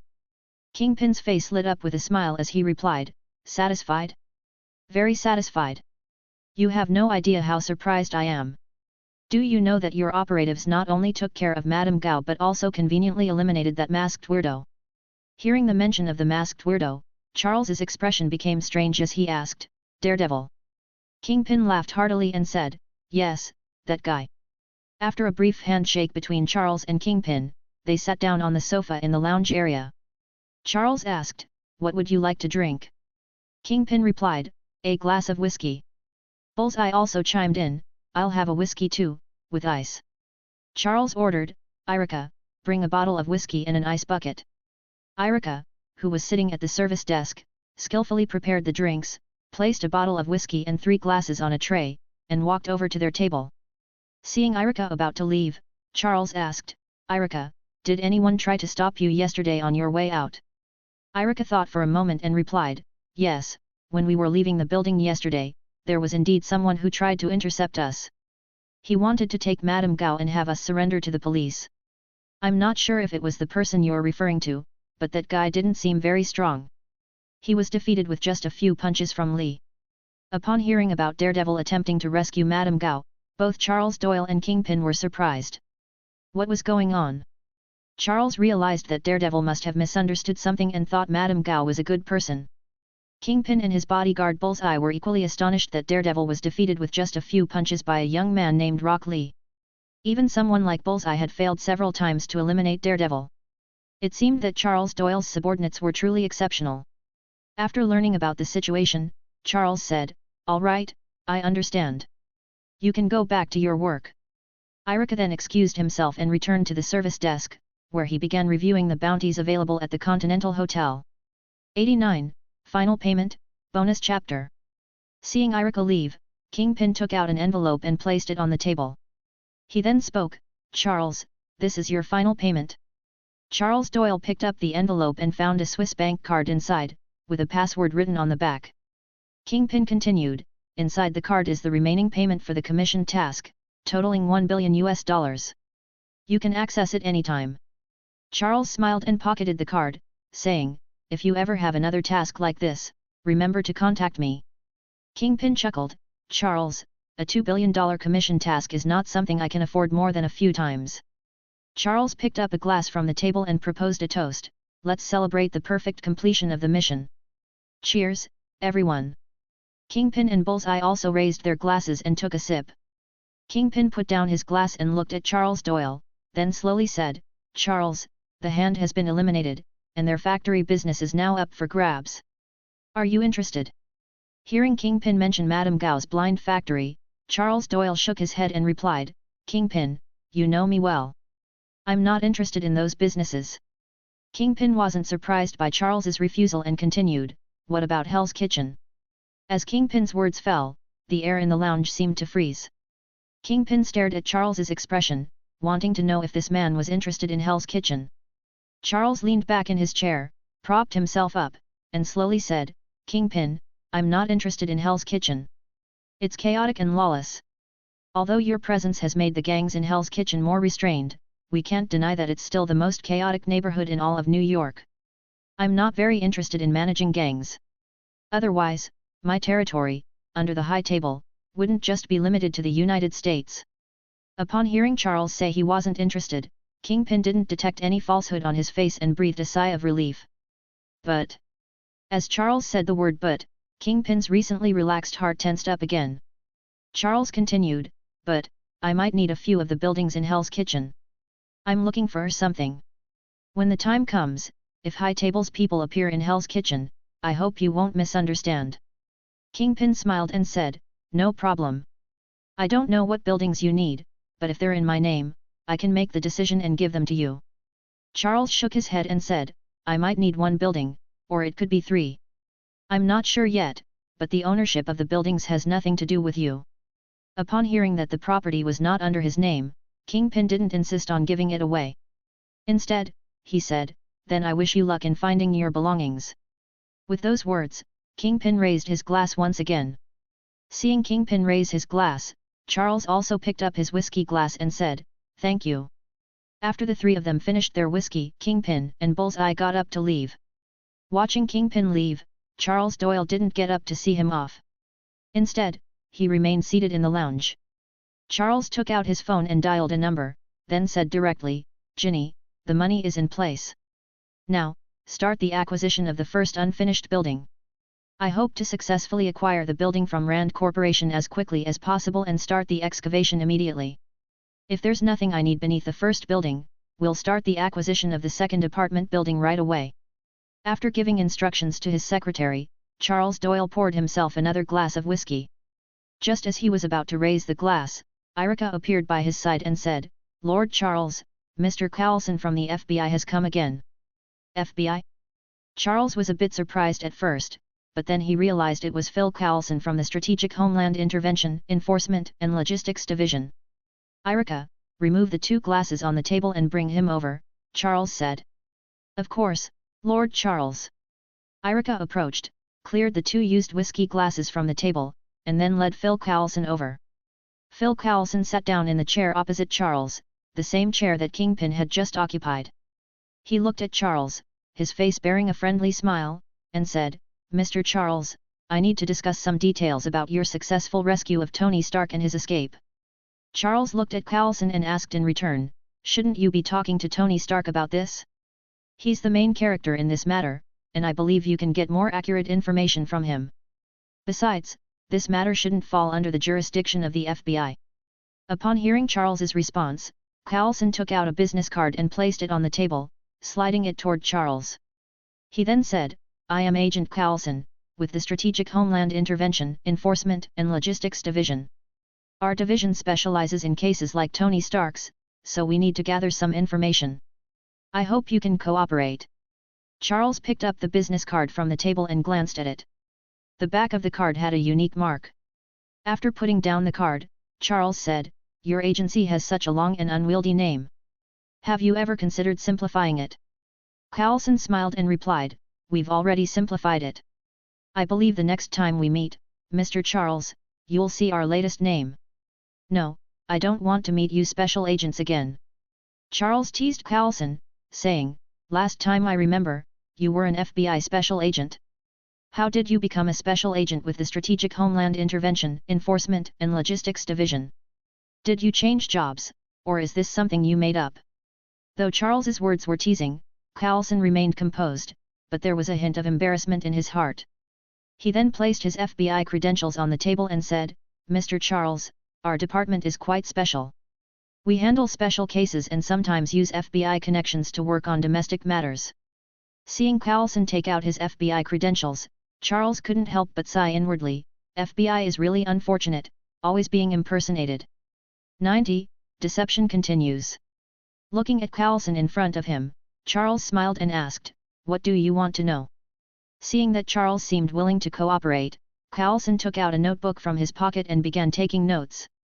He said, "Mr. Charles, Please describe the armed forces that were holding Tony captive and how you rescued him.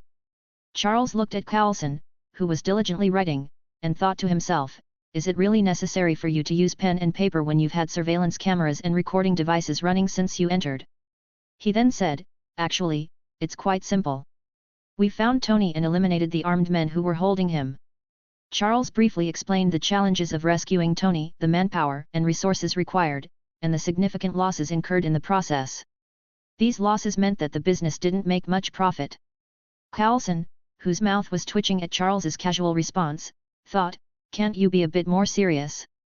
You left New York, rescued Tony Stark, and returned. Did it take you more than 3 days? Towards the end of the explanation, Charles said, besides, even if I hadn't gone to rescue him, I believe Tony could have escaped on his own. Coulson didn't pay much attention to Charles's earlier nonsense but focused on the last statement. He asked, Mr. Charles, based on what judgment do you believe that Tony Stark could have escaped on his own? Charles chuckled and replied, sorry, I can't disclose that information. It involves client trade secrets, and I can't talk about it. But you can ask Tony Stark yourself. I've said everything I need to say.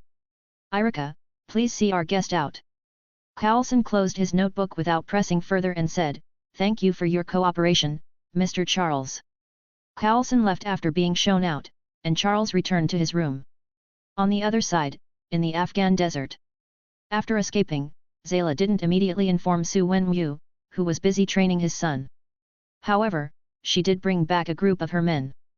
Back at the cave where it all started, Zayla found that the surveillance equipment outside the cave was still functioning and had not been tampered with. However, the weapons and ammunition that were originally stored there were gone. She checked the surveillance footage and saw the image of Charles Doyle and the 100-meter-long giant snake. As she continued to watch the video, she noticed something interesting. It was an Iron Man suit. In the video, Tony, wearing the Iron Man suit, demonstrated its capabilities, small missiles, a flamethrower, and finally, flight. After watching everything, Zayla began to contemplate. This thing should be the item that Tony Stark had manufactured in this cave. Zayla took out the video cassette of Tony Stark demonstrating the Mark I suit's performance and entered the cave. In the place where Tony had been imprisoned, Zayla searched around until she found the blueprints that she had initially overlooked. Time passed day by day. It had been a week since Phil Coulson visited Charles. During this week, Ginny had successfully arranged for the Rand Group's abandoned building in Hell's Kitchen through a New York City Council member supported by the High Table. Due to its undesirable location and the fact that the construction had been abandoned for over a decade, Ginny had managed to acquire the building and the land it occupied from the Rand Group by paying $80 million. Charles looked at the dilapidated building in front of him, and Ginny asked, Boss, this piece of land is now ours. What should we do next? Concerned that digging directly might cause the building above to collapse prematurely, Charles thought for a moment before saying, demolish this abandoned building, and then arrange for excavation. Upon hearing Charles's instructions, Ginny replied, okay, boss, I'll contact a demolition company to handle the building's removal. Charles waved his hand and said, no need for that.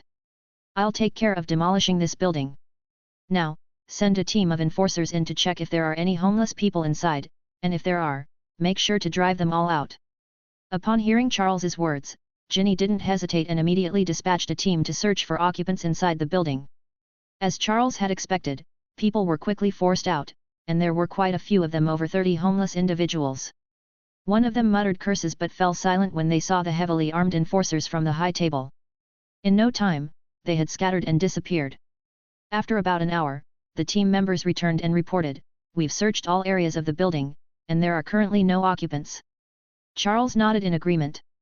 Then, in the blink of an eye, he disappeared. In less than a minute, Charles reappeared in the same spot. He ordered, everyone, retreat to a distance of 100 meters and maintain order. Do not allow any unauthorized individuals to approach.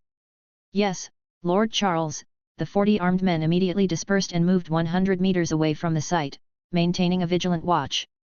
Charles then turned to Ginny, who was standing nearby, and said, I'll show you something interesting. Keep your eyes wide open and don't be afraid. Ginny's eyes widened with curiosity as she looked at the dilapidated building in front of her, wondering what Charles had in store. Without waiting for Ginny to respond, Charles formed hand seals with both hands and exclaimed, Art is an explosion. Ha!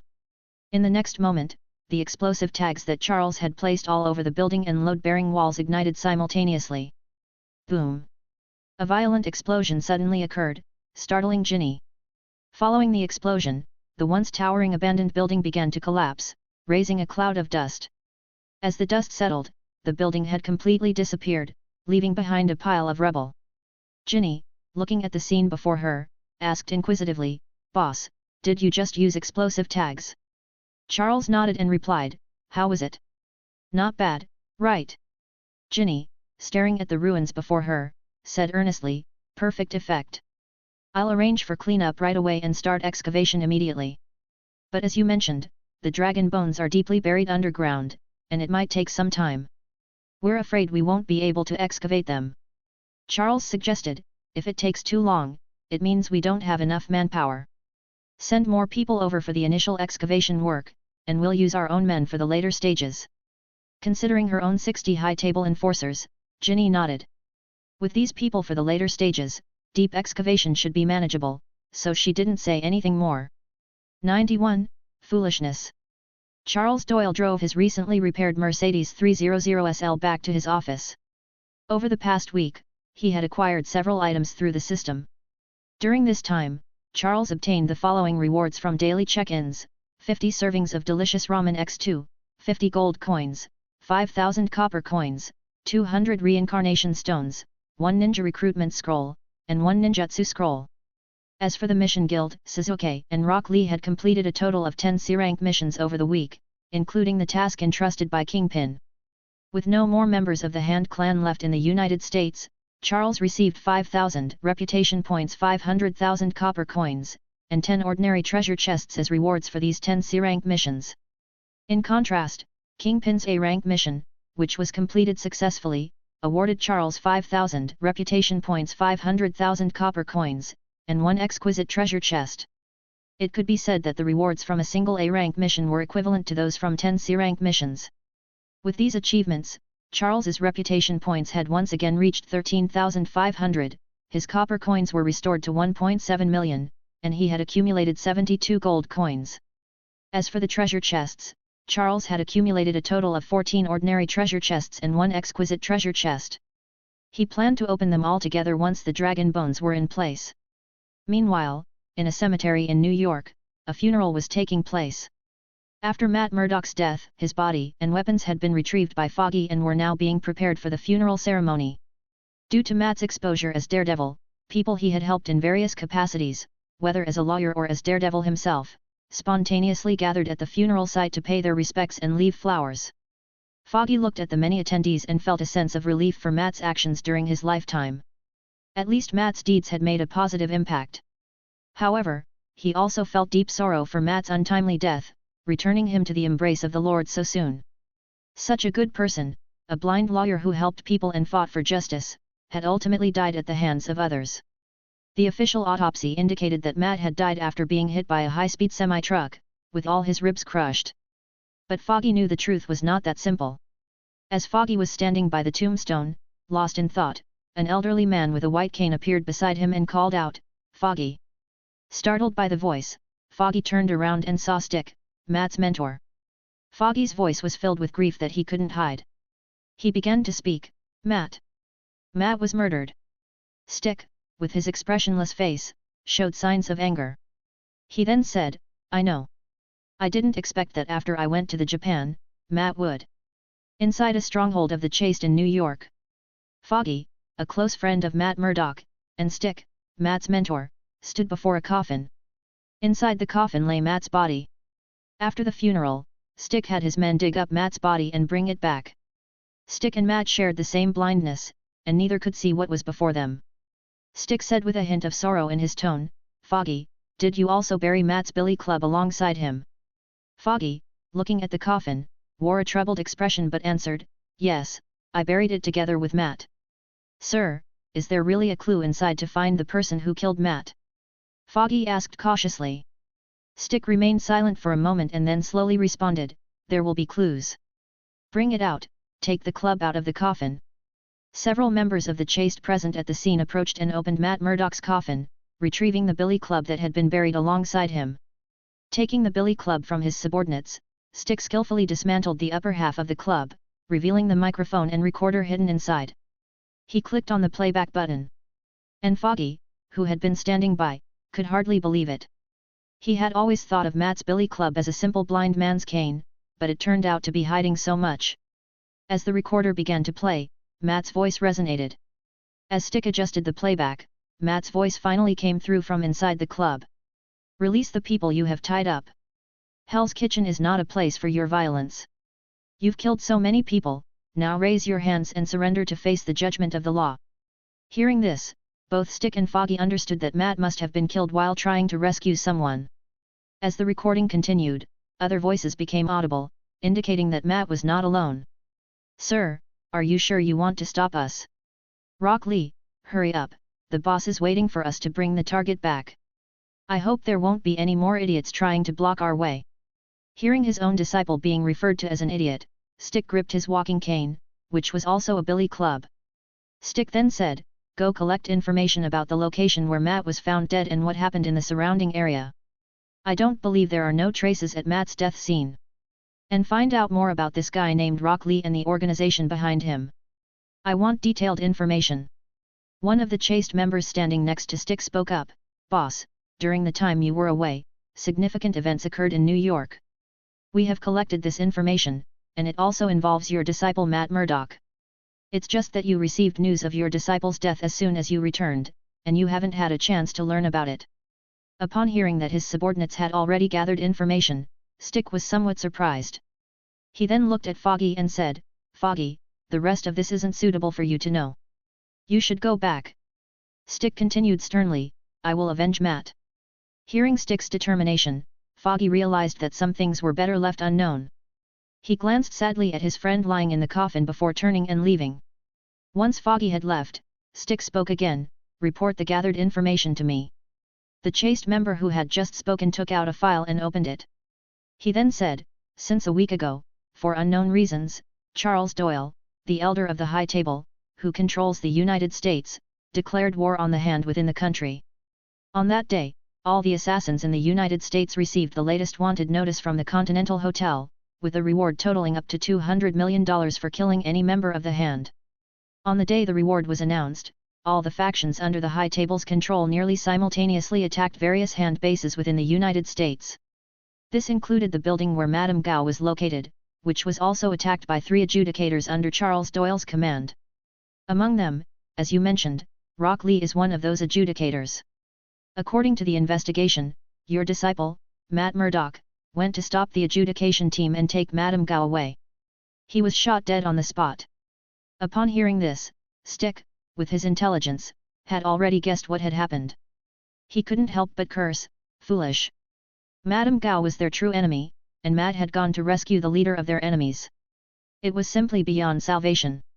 He had warned Matt repeatedly not to trust his senses too much, seeing wasn't always believing, let alone hearing. And as it turned out, his disciple had fallen into this very trap. 92, Storm is coming. T/N, hey guys, hope you are all enjoying this fanfic. We are already 90 plus chapters in, but the numbers of review are pitifully low. Please leave a review if you liked it so far.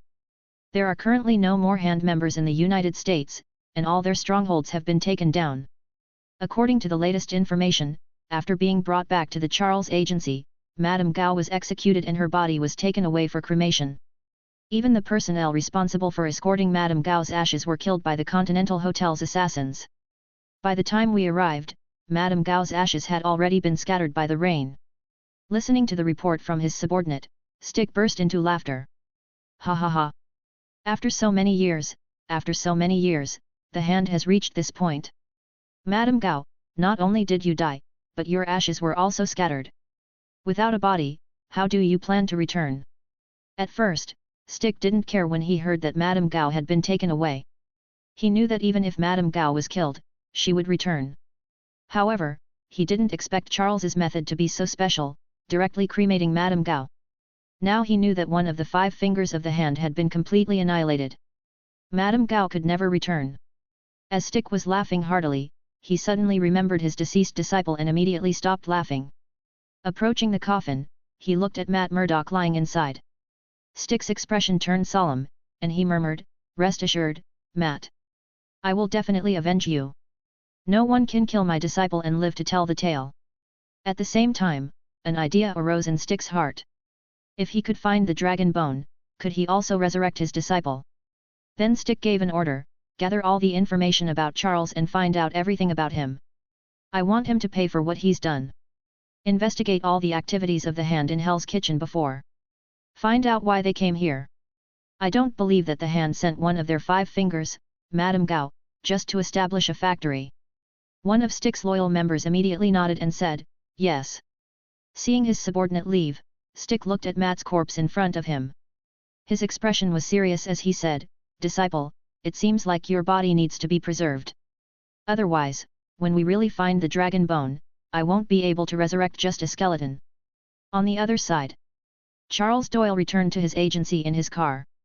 He noticed a medium-sized truck parked outside the office, with cute and adorable pet illustrations on the side and the words K9 Natural Express Delivery. K9 Natural, the Hermes of the pet world, 500 grams for $100. Charles parked his car and walked over. He saw Erica talking to the delivery personnel and asked, "Erica, what's going on?" Seeing Charles Doyle approaching, Erica replied, "Lord Charles, they're from a pet food company. They say we ordered a batch of dog food and pet snacks, so they came to deliver it." Charles took the delivery list from Erica's hand and glanced at it briefly. He noticed there were quite a few items, including a ton of K9 natural dog food, salmon, steak, chicken breast, large beef bones, various pet canned food, snacks, and even a large bag of pet toys. There was also a luxurious doghouse. At the bottom, it was marked as the delivery for this quarter, with deliveries scheduled every quarter. Charles looked at the items on the list and thought to himself, Tony Stark truly is a big dog lover. He ordered quite a few things for Parker. He then said, "These are gifts for Parker from a client. Let's get them inside." With that, Charles entered the agency, and Erica instructed the workers to unload the items. On the other side of the ocean, in Japan, the Hand's headquarters, a high-level meeting was underway. Originally a council of 5, today only 4 were present, representing the other fingers of the Hand, Alexandra, Bakuto, Sawande, and Murakami. The atmosphere in the room was heavy, and none of the 4 spoke up initially, with time ticking by. Finally, Alexandra broke the silence and said, "Madame Gao went to New York to search for new dragon bones on behalf of us all, and according to the information we received, she has been killed, completely obliterated. What should we do next?" Murakami, who had a closer relationship with Madame Gao, was the first to speak. "Madame Gao was one of us, one of the 5 fingers of the Hand. Since she has been killed, we must avenge her, or how will others perceive us, the Hand, especially now that Madame Gao cannot possibly return? Our power will be greatly weakened. Others will know that the Hand is not an invincible entity." Murakami paused for a moment, and the other 2 concurred, "We have no objections, we agree to seek revenge." Seeing that everyone agreed, Alexandra continued, "Besides revenge, there is one more thing of utmost importance. Madame Gao's previous mission to find the dragon bones must also be resumed.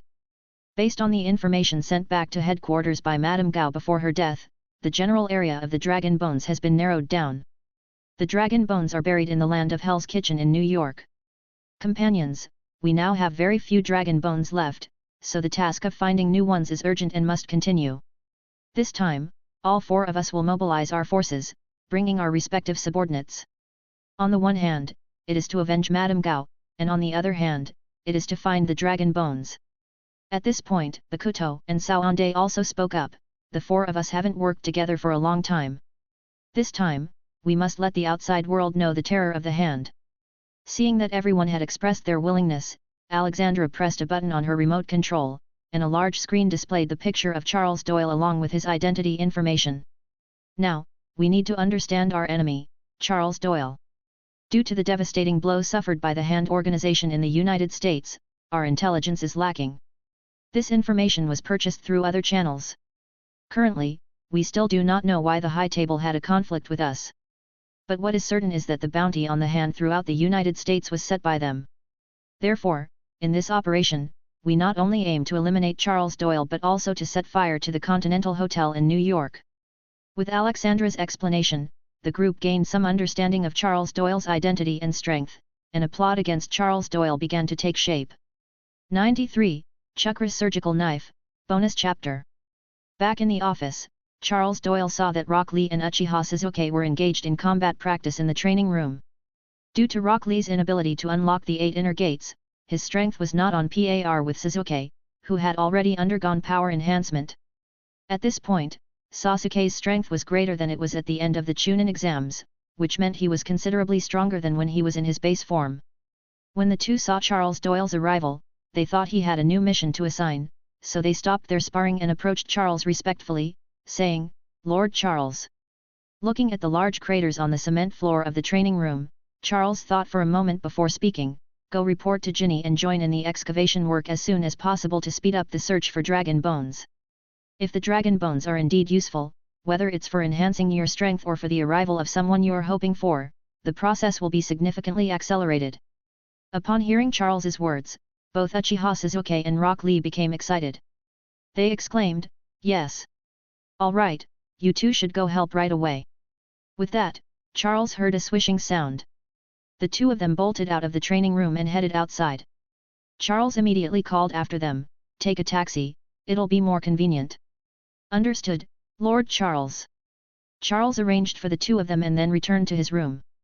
He chose a relatively comfortable position on the bed and entered the system space.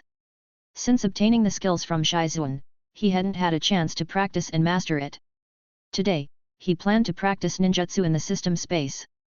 Upon entering the system space, Charles Doyle directly chose to enter the training ground. The next moment, Charles's consciousness became his body, and he appeared in a place that looked much like the third training ground of Konoha.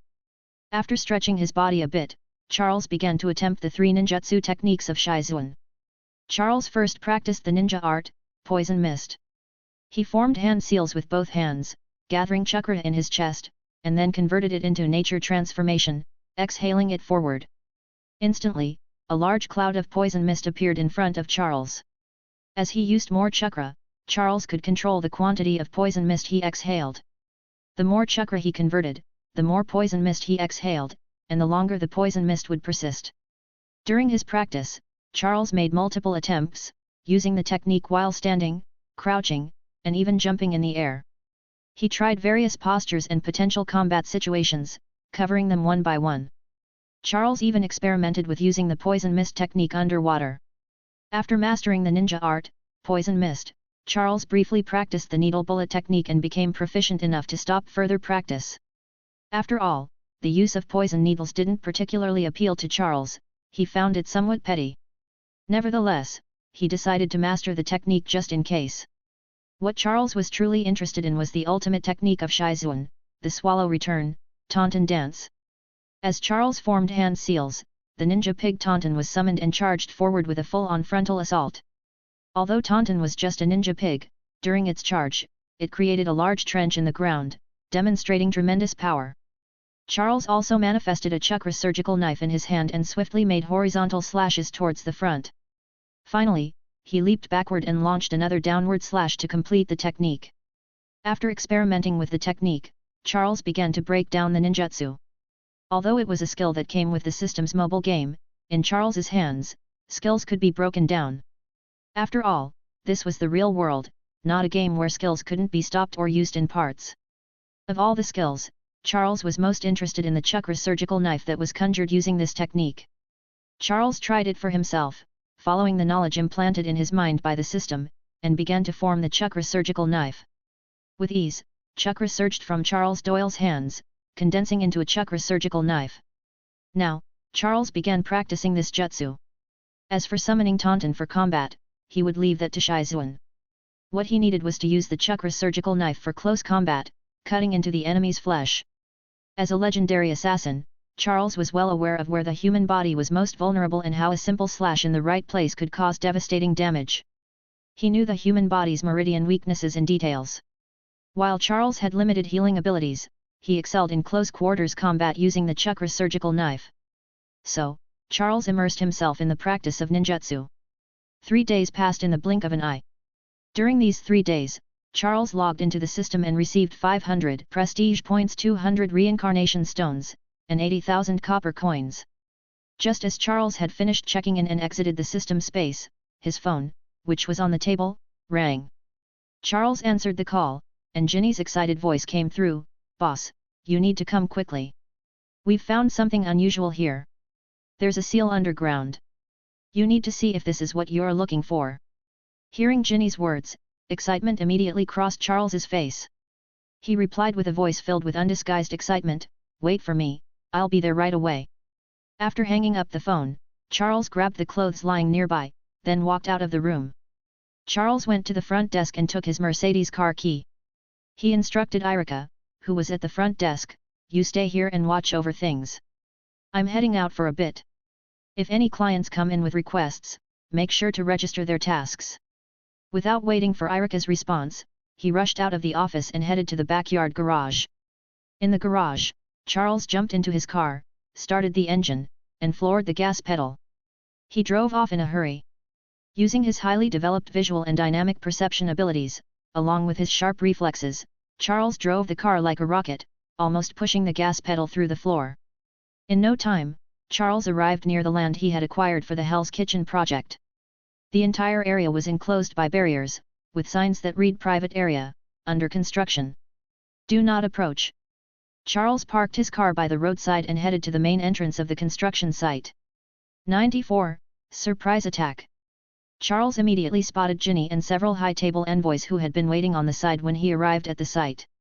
He walked over to Ginny and instructed her excitedly, "Take me to the scene. I want to see if there's what I need."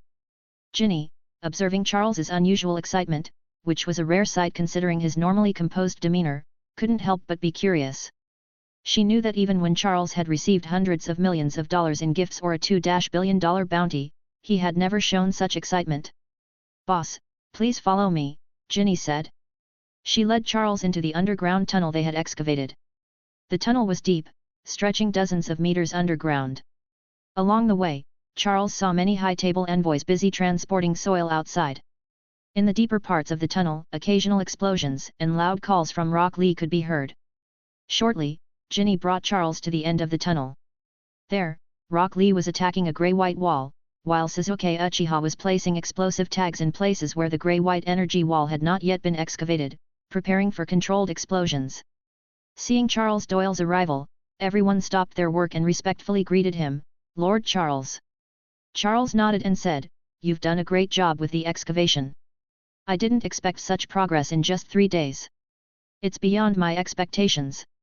Moreover, our luck seems to be good. Out of the 3 predicted locations, we've already found what we're looking for in the first one." To be honest, Charles had expected this process to take longer, perhaps even dozens of days. He had already prepared for the Hell's Kitchen Police Department to move, just in case. Upon hearing Charles's praise, Rock Lee and Sasuke Uchiha both wore smiles on their dust-covered faces. Charles then approached the energy barrier and began to observe it closely. He vaguely remembered that the place where the dragon bone was located had a seal, which seemed to have been broken by Iron Fist. Rock Lee, who was standing nearby, spoke up, "Lord Charles, it seems that the strength of this seal isn't very high. If we continue to attack it continuously, I think we can break it." Charles nodded and carefully observed the seal. Looking through the barrier into its depths, he could vaguely see what appeared to be a massive creature sealed inside. However, the view was not clear. Charles furrowed his brow. In the Marvel world, who could be absolutely certain whether the seal contained dragon bones or some other supernatural entity? Anything was possible. If they accidentally unleashed a formidable demon or a projection of a celestial, either one would be a threat that he, in his current state, could not contend with. Unable to see clearly, how could he gain a clearer view? Sharingan, activate. In the next moment, Charles Doyle's eyes underwent a transformation. A pair of 2 Tomo Sharingan appeared in his pupils. With the Sharingan's enhanced perception, Charles could finally see what lay within the energy barrier. Before his eyes was the skeletal remains of a colossal dragon. If he had to describe it, Charles felt the term dragon skeleton was appropriate. After all, without the flesh and blood, what remained was indeed a dragon skeleton. Charles knew that the owner of this skeleton was none other than Xiao Lao of Kunlun. Before each of Xiao Lao's reincarnations, he would leave behind a body. In this once desolate land, Xiao Lao had undergone a nirvana, and with the ever-changing tides of time, what was once barren wasteland had transformed into a thriving metropolis. The dragon remains left on the surface eventually turned into dragon bones buried underground. Once Charles confirmed that it was indeed dragon bones, he said, "Sasuke, join me in attacking the seal with Chidori. Rock Lee, you use your strongest physical techniques to hit it continuously. We'll try to break the seal. Ginny, please maintain order at the scene and ensure that everyone remains calm." "Yes." X3. Following Charles Doyle's orders, Ginny began to maintain order at the scene. Rock Lee immediately initiated a relentless assault with his taijutsu techniques. His most powerful move, the reverse lotus, was not suitable for attacking an inanimate object like the seal. Charles and Sasuke Uchiha simultaneously formed hand seals with their hands, gathering lightning chakra between their palms. The sound of crackling lightning resonated through the underground tunnel, echoing far and wide. As the two charged forward at high speed, they delivered a powerful Chidori strike to the seal in front of them. Lightning flashed, and the energy barrier trembled. The thickness of the barrier visibly diminished. Seeing the results, Charles ordered, "Continue the attack." As for using a large number of explosive tags for pinpoint explosions, Charles had considered it. However, using them sparingly had little effect, and using too many might cause the tunnel to collapse, burying everyone inside. Charles, Sasuke, and Rock Lee continued their assault on the seal. On the other side, Stick led members of the Chaste to the piece of land that Charles had acquired. During this time, members of the Chaste had gathered information about Ginny and her high table members' activities. They couldn't help but notice the constant transport of dirt from the construction site. The Chaste's ninjas responsible for monitoring the site had also reported Charles Doyle's arrival today. After a brief analysis, Stick came to a conclusion: Charles Doyle was also searching for dragon bones, and it was highly likely he had already found his target. Stick sensed the guards at the main entrance of the construction site and ordered quietly, "Attack." In the next moment, several Chaste members dressed as ninjas quietly approached the guards near the entrance and swiftly slit their throats with their daggers. They dragged the bodies into the construction site and concealed them. Then, they opened the main gate, allowing hundreds of Chaste members, along with Stick, to flood in. They killed anyone they encountered without hesitation, their movements swift and efficient. The guards at the construction site posed no significant resistance. In no time, they had all been killed or injured. Stick and the Chaste didn't adhere to no-kill principles, unlike the Daredevil, who often showed mercy. They attacked the high table members mercilessly. As for the sounds of the battle, it was concealed, especially in the underground tunnel where the constant thunderous noise from Charles and the others masked any other sounds. 95. Dragon Bones, Bonus Chapter. At this point, Sasuke, like Rock Lee, had also resorted to using physical attacks. After releasing 5 Chidoris, his chakra was inevitably depleted. However, Charles Doyle still had an abundance of chakra. Even if he unleashed another 5 Chidoris, it wouldn't have the slightest impact on him. Charles formed hand seals once again and continued to strike at the seal. With another Chidori unleashed, the barrier blocking Charles finally shattered. As the seal broke, Charles, Sasuke, and Rock Lee ceased their attacks. Meanwhile, Stick and his followers had already noticed the excavated tunnel and were about to lead their men into it. As the seal shattered, a massive dragon skeleton appeared before everyone's eyes. Ginny exclaimed, "It's a dragon, an eastern dragon. My goodness, there really existed creatures like dragons in the world. If archaeologists were to discover this, it would shock the entire world." Charles smiled and replied, "Even if it's discovered by outsiders, believe me, Ginny, this information won't become common knowledge, nor will it shock the world. You see, we're not the first ones looking for dragon bones." Hearing Charles's words, Ginny immediately remembered Madame Gao, who had been killed earlier. She too had been searching for dragon bones. Without further ado, Charles prepared to test whether the dragon bones could be recharged. Just as he took a few steps forward, his ears twitched, and he said, "Ginny, someone's coming in. Take the agents and intercept them." Hearing that someone had entered the area, the expressions of everyone present changed. Ginny immediately ordered, "All agents, grab your weapons and follow me to intercept the enemy." "Yes, Lord Adjudicator." In an instant, all the high-table agents in their respective teams put down their shovels and transport carts and equipped themselves with bulletproof vests and submachine guns. They followed Ginny as she headed out. As Charles watched the group move out to intercept the intruders, he turned to Rock Lee and Sasuke, who was already seated on the ground recovering their chakra. Charles retrieved 2 bowls of delicious ramen and a pair of chopsticks from his storage space, then said, "You two eat the ramen and then go support Ginny." Rock Lee accepted the delicious ramen and replied, "Don't worry, Lord Charles. Suzuki and I will go support Secretary Ginny right away." With that, Rock Lee approached Suzuki and both of them quickly enjoyed their ramen. After making all the arrangements, Charles Doyle didn't hesitate any longer. He took a step forward and quickly reached the dragon bones. Just as he was about to make contact with them, the sound of gunfire erupted in the distance. It was Ginny and her team, who had encountered Stick and his organization Chaste. Both sides immediately engaged in a firefight. The Chaste included not only ninja-wielding cold weapons but also armed squads with firearms. Hearing the distant sounds of battle, Charles's brow furrowed slightly. He didn't know who these intruders were, but whoever they were, daring to provoke him here, he was determined to annihilate their forces once he dealt with this. He didn't hesitate. Charles placed his hands directly on the enormous dragon skull in front of him, and a long-awaited sound rang out. Ding! Special energy detected. Recharge possible. Do you want to recharge? Upon hearing the recharge message, a smile appeared on Charles's face. The dragon bone was just as he had expected, it could indeed recharge the system. Without any hesitation, Charles silently initiated the recharge. The next moment, the massive dragon bone in front of him began to distort. Centered on Charles's palm, it was absorbed inside, causing the entire underground passage to shake violently. The sudden removal of the dragon bone created a large pit in the underground passage. Meanwhile, Rock Lee and Suzuki, who had just finished their delicious ramen, didn't show any curiosity. Instead, they quickly dashed outside to support Ginny. At this moment, Charles didn't pay attention to the commotion outside. He was focused on the interface of the Naruto system in his mind. Ding! Recharge successful. On the system interface, the gold coins category started flipping rapidly, 500 to 1000, 2000.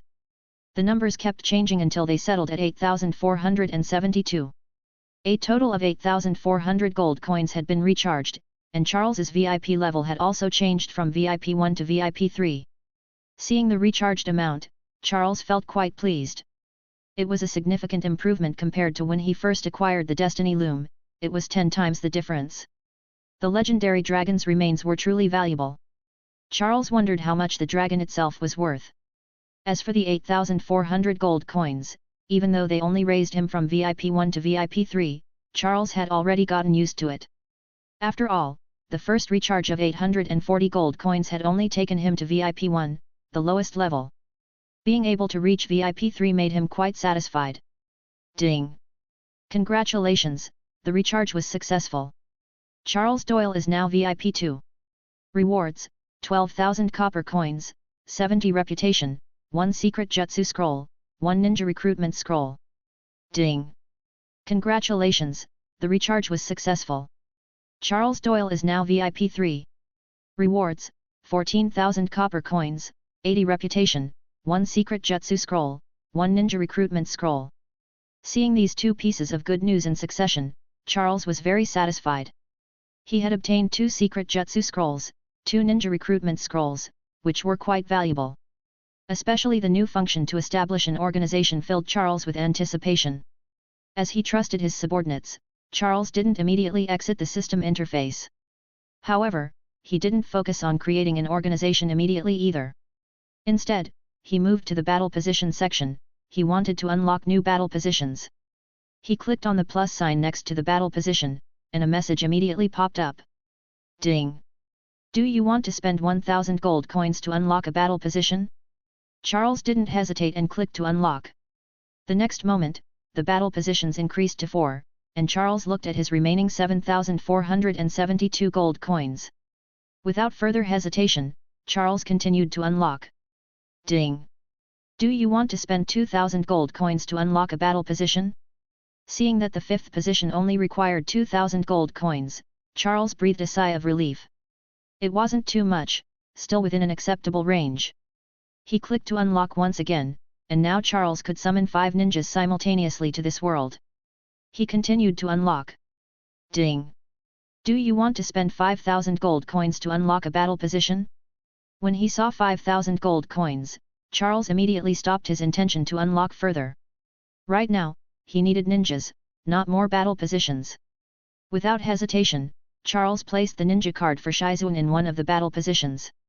The next moment, Shizuan's figure appeared next to Charles. 96. Despicable Stick. After Charles absorbed the dragon bone, he artificially caused a small earthquake. Feeling the ground's movement, Stick surmised that Charles and the others might have dug up the dragon bone. Without hesitation, he didn't engage in a stalemate with Ginny and her group in the underground passage. Instead, he ordered, "Create distance, attack while retreating." Stick began issuing orders to his subordinates to retreat towards the entrance of the passage. Seeing the enemy starting to create distance, Ginny didn't insist on pursuing them. Instead, she kept a certain distance and continued exchanging gunfire with them. In the narrow confines of the underground passage, Ginny couldn't unleash her full firepower, but every shot she fired successfully killed one of the enemies. Members of the Chaste continued to suffer casualties during their retreat.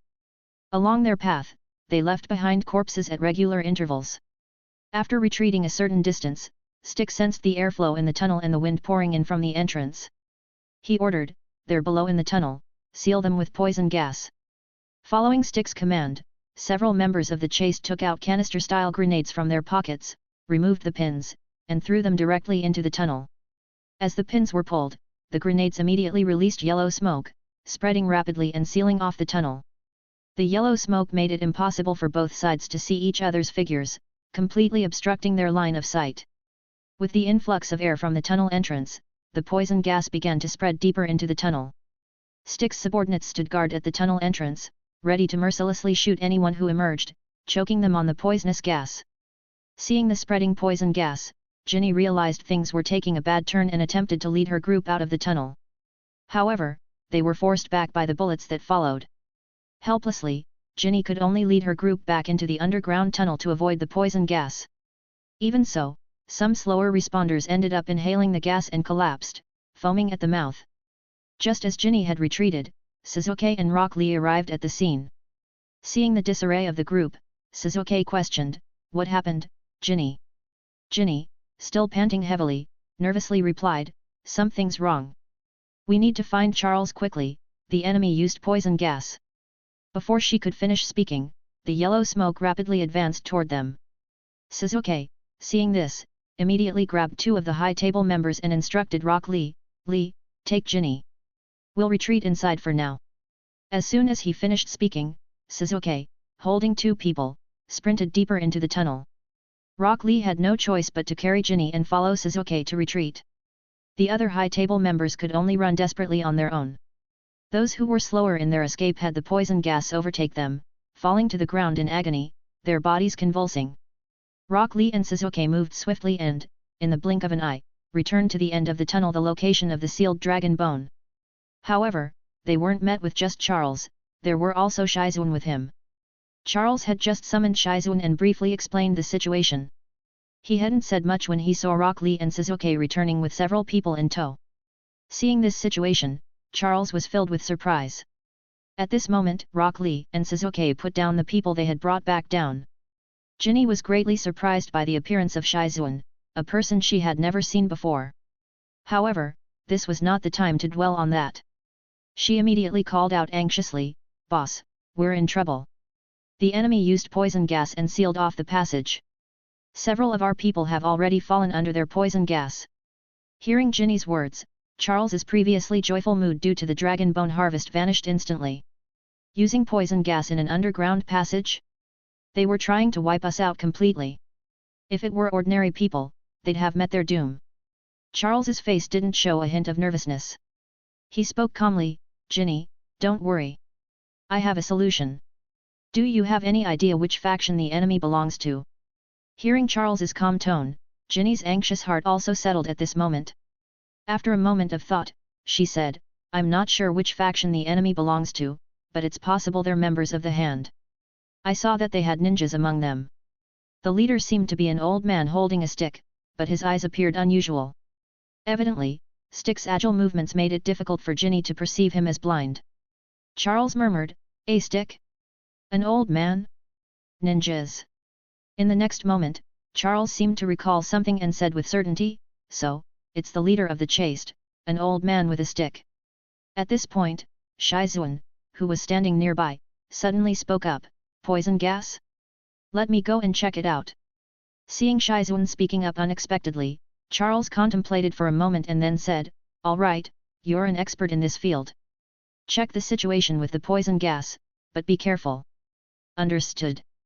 Shizuan replied and transformed into a blur, disappearing instantly. Meanwhile, some of the high table members who had been in the rear had also returned, but their numbers had significantly dwindled. Out of the 40 who had gone out, only half returned.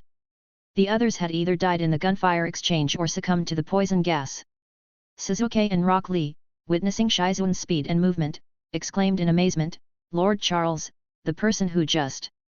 Clearly, they sensed that Shizuan has a presence similar to theirs. However, since they had never seen Shizuan before, they didn't know who she was. Charles, seeing their surprised expressions, smiled and explained, she's Shizuan, a Jonin, and more importantly, a medical ninja. Hearing that Silent was a Jonin, both of them were astonished. A Jonin's presence was considered high-tier combat power in Konoha, especially when they were also a medical ninja, making them a rare and valuable asset. However, due to Shizuan's appearance without a ninja headband or Jonin vest, they didn't recognize her immediately. Ginny, on the other hand, was very curious. She wondered how this so-called medical ninja ended up here. After all, Charles had come down with her personally, and there were no other person with him. Ginny glanced at the large pit behind Charles and noticed the dragon bone was no longer there. She began to speculate in her mind, could it be? Was the woman who had just appeared the transformation of that dragon bone? At this moment, Ginny's gaze towards Charles Doyle became peculiar. 97. A clever woman cannot cook without rice. Ginny knew that the danger had not yet passed, so she didn't dwell on this matter for too long. However, she also felt a hint of crisis. Shizuan was the second woman to appear by Charles's side besides herself. Watching Charles, Sasuke, and Rock Lee discussing Shizuan's situation, Ginny interrupted, Boss, you just mentioned the Daredevil's master, the leader of the Chaste. What's going on? Hearing Ginny's sudden question, Charles turned to Sasuke and Rock Lee, saying, we'll discuss Shizuan's situation when we get back. Ginny, there were some things you might not know about. When Sasuke brought Madame Gao back, they encountered a guy named Daredevil who tried to stop them. He ended up being taken down by Rock Lee with just 2 punches. The old man you mentioned with a stick is Daredevil's master, and he's known as Stick. Just like Daredevil, he's also blind. He probably found out some information and came for revenge. As for the so-called Chaste, it's an organization created by Stick. They have a group of ninja members similar to the Hand. Hearing Charles's explanation, Ginny now understood who the enemy was. She then suggested, Boss, in the future, when we encounter such situations, it's best to eliminate both the younger and the older ones. Otherwise, they might take a cold shot at us, which would still be very dangerous. Hearing Ginny's words, Charles Doyle felt a bit embarrassed but managed to smile. This was a question he couldn't answer straightforwardly. However, he replied, in the future, we'll keep in mind, if they don't move, let them be. If they move, eliminate them. This time, we'll exterminate the Chaste and Stick. The Chaste? They seem truly foolish. Hearing Charles's words, Ginny didn't dwell on it further and asked, Boss, what should we do next? If we keep waiting like this, the poison gas will eventually reach us. By then, it might. Ginny didn't finish her sentence, but the meaning was clear. They were trapped underground, and as long as the concentration of poison gas didn't weaken, they were in grave danger. At this moment, not only Ginny but also the 20 high table members who had run back were eagerly looking at Charles Doyle, hoping to hear some hope of survival. After all, nobody wanted to die in such a suffocating manner. Charles Doyle wore a confident smile on his face as he calmly said, Don't worry, everyone. Let's wait for Shizuan's report when she returns to see what information she has. As for getting out of here, I already have a plan in mind. Seeing Charles Doyle's unwavering confidence, Ginny decided not to press further and instead went to speak with Rock Lee and Sasuke about Shizuan's situation. Since there was no immediate life-threatening danger, Ginny placed a significant emphasis on this woman who had suddenly appeared. She was especially intrigued by the mention of Jounin and a medical ninja. Unfortunately, Rock Lee and Sasuke, like Ginny, had no information about Shizuan. However, they did explain the ranks of ninja genin, chunin, jounin, and medical ninja to Ginny. Just these pieces of information caused Ginny's inner world to tremble. Particularly when she learned that Suzuki and Rock Lee were genin, it elevated her perception of Shizuan's strength to new heights. In Ginny's eyes, a medical ninja equated to a doctor. She was unaware that Shizuan was skilled in being a secretary as well. Just as they were chatting, the passage echoed with some stumbling footsteps, immediately putting everyone on high alert. Shizuan returned, supporting several high table members who had been affected by the poison gas. Others rushed forward to help them. Shizuan approached Charles and said, "I've just checked over there. The poison gas's effect on us isn't significant. With our strength, we can hold our breath and rush out." As she spoke, Shizuan looked towards Suzuki and Rock Lee, both of whom had Konoha headbands. It was clear she meant that the poison gas wasn't too dangerous for them. She continued, "Right now, I don't have any tools or herbs to prepare antidotes and gas diluents for everyone. The ones I brought back weren't deeply poisoned, and after my simple treatment, they should be fine. As for the others, they've already succumbed." Hearing that the others had already died, Ginny and the remaining high table members felt a sense of sorrow. These were their comrades, and they hadn't perished in a hail of bullets but due to the enemy's poison gas attack. After listening to Shizuan's report, several solutions came to Charles's mind. One was for the four of them to charge out first, eliminate Stick and his group, and then carry each of their comrades out one by one through the underground passage. If they were fast enough and killed everyone before the poison gas spread, they could still save Ginny and the others. However, there was a slight risk involved: the speed at which the poison gas spread. The other solution was to use Charles's summoning jutsu. He contemplated his surroundings, the mud above and his subordinates by his side. He decided that it was better to try to save them all. "Shizuan, thank you. I already have a plan." Charles Doyle then entered the deep pit where the dragon bone had been taken. He pricked his finger and formed hand seals, invoking the summoning jutsu. In the next moment, Aoda, who had been resting in the summoning realm, was summoned. The 100-meter-long blue serpent looked cramped in the deep pit as it coiled its body, revealing a massive head. It spoke, "Lord Charles, what are your orders?" Seeing Charles Doyle summon such a huge snake, Ginny and the others were no longer surprised. They had experienced too much in just one day and had expanded their horizons. They had already become accustomed to such extraordinary sights.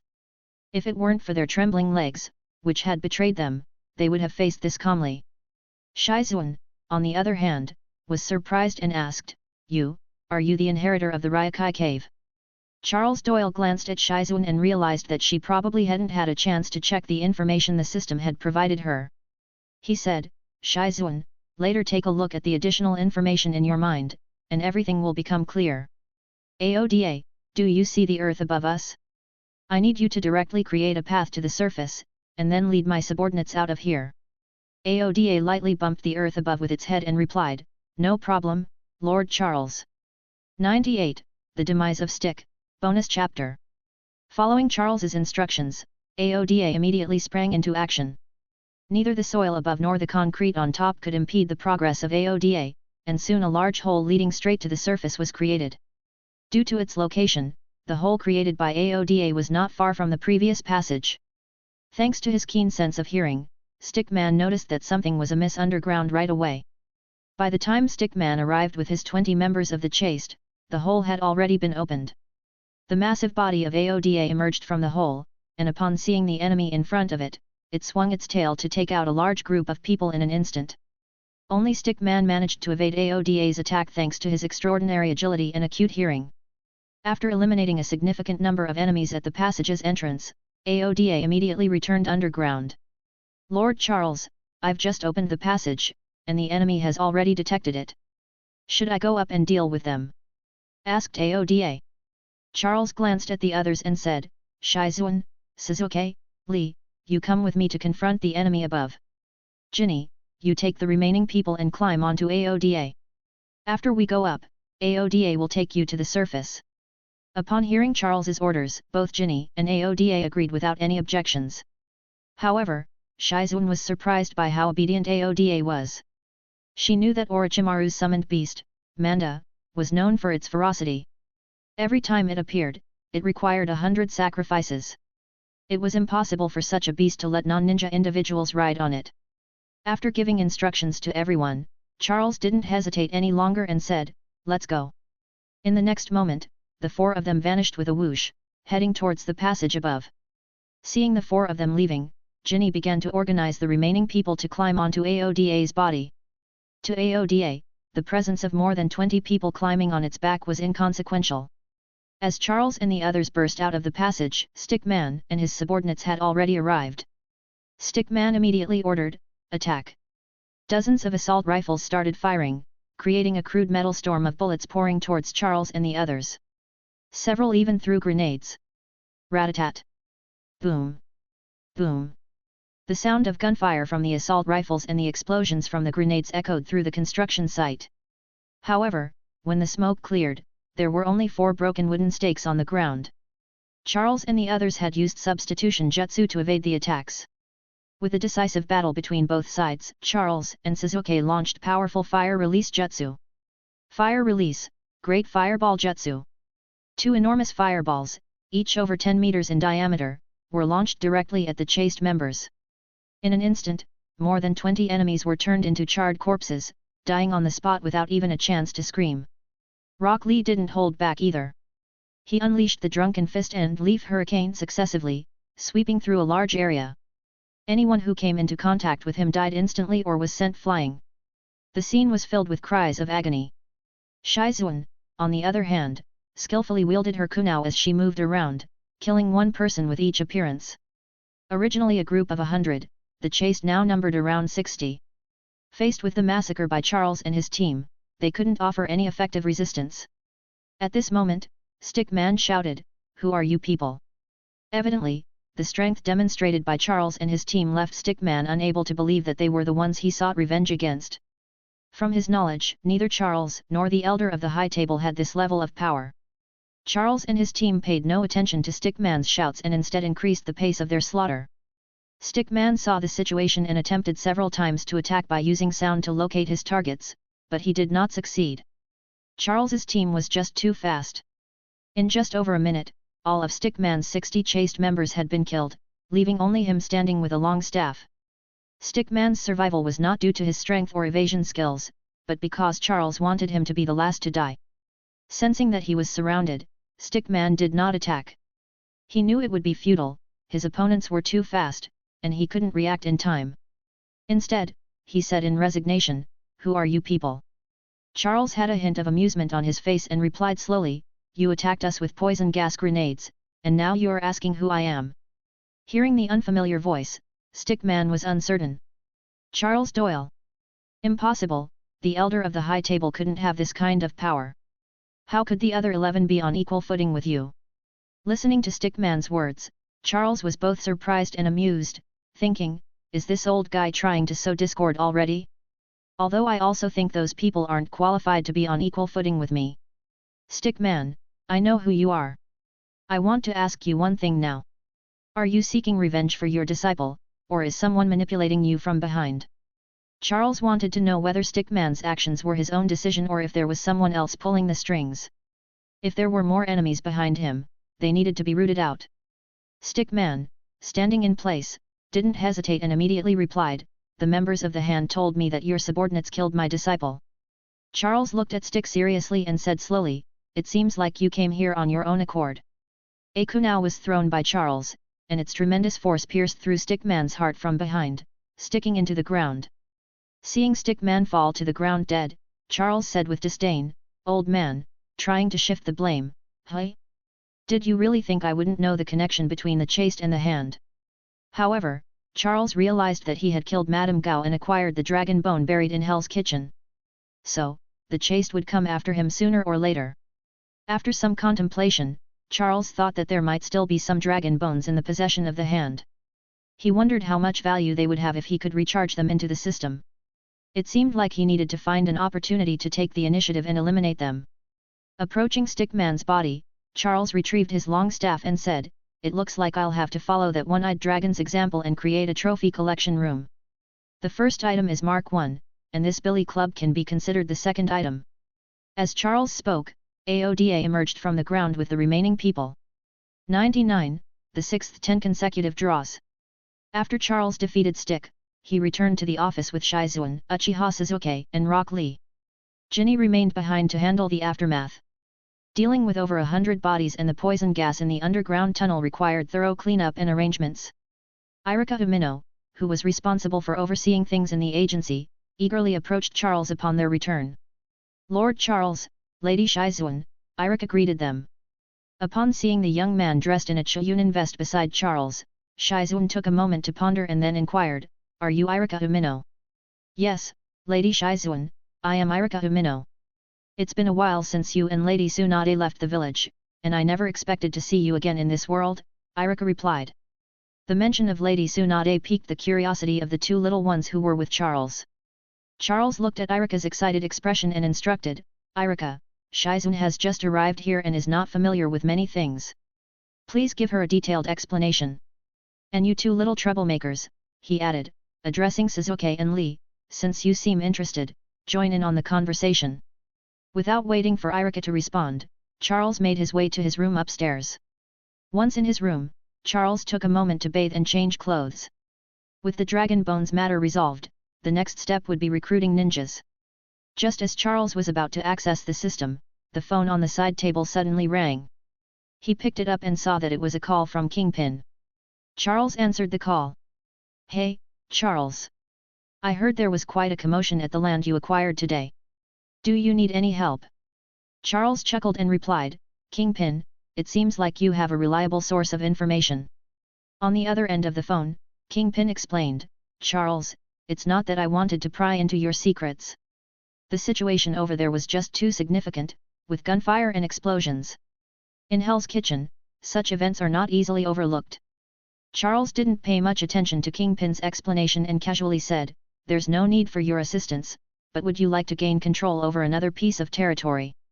Kingpin's interest was piqued when he heard about gaining more territory. He inquired, "How so?" "The leader of the Chaste and most of their elite members have all died today. You can take over their territory," Charles explained.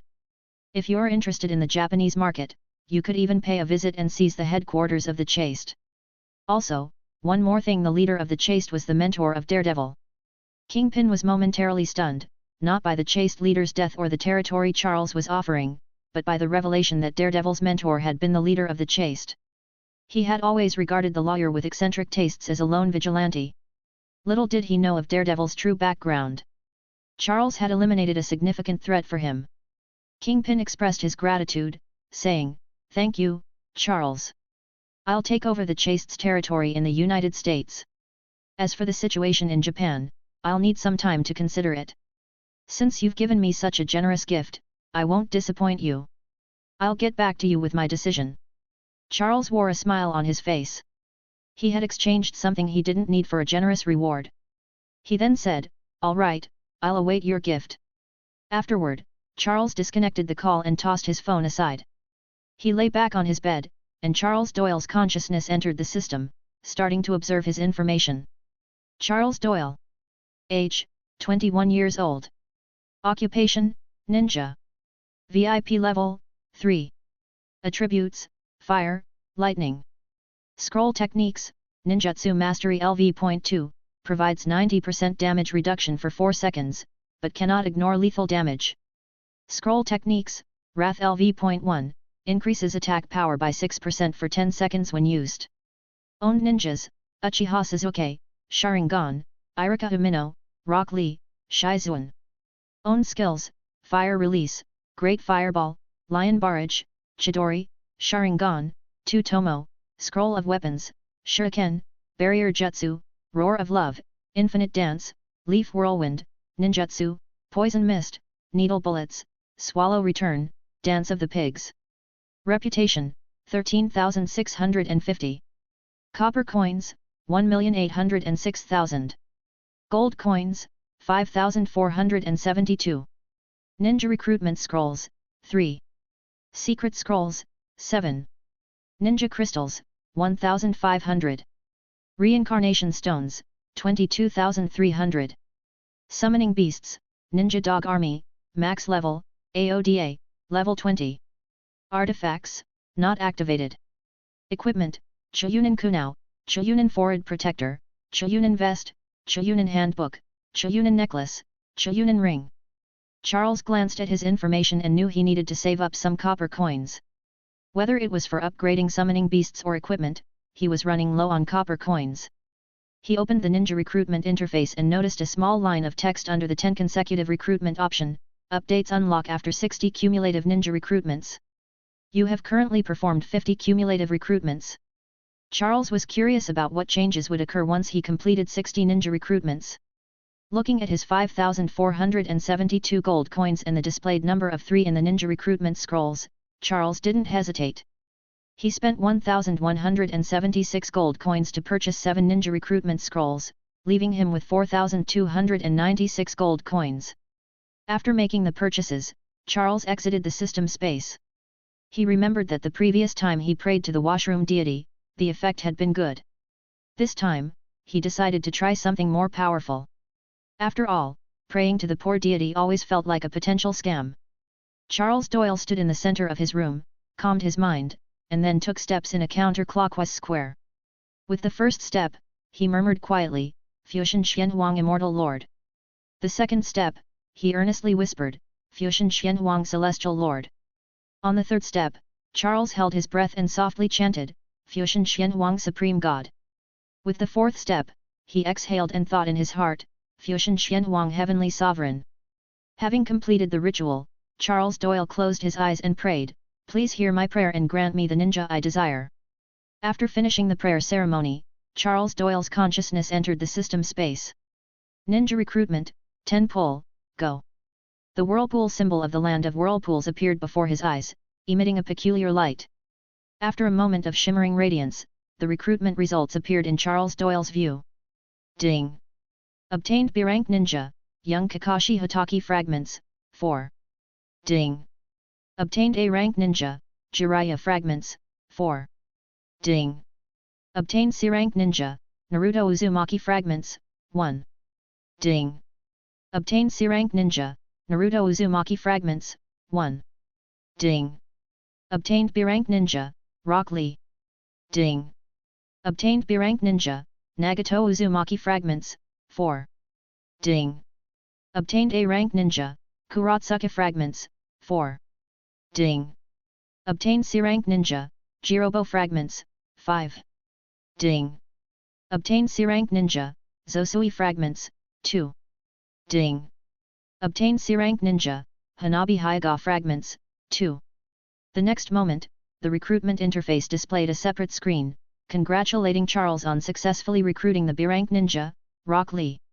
In the image, Rock Lee was in his 8-gate form, with veins popping on his forehead, and he held out his dual nunchaku in an attacking posture. Chapter 100, Sunin, Tsunade.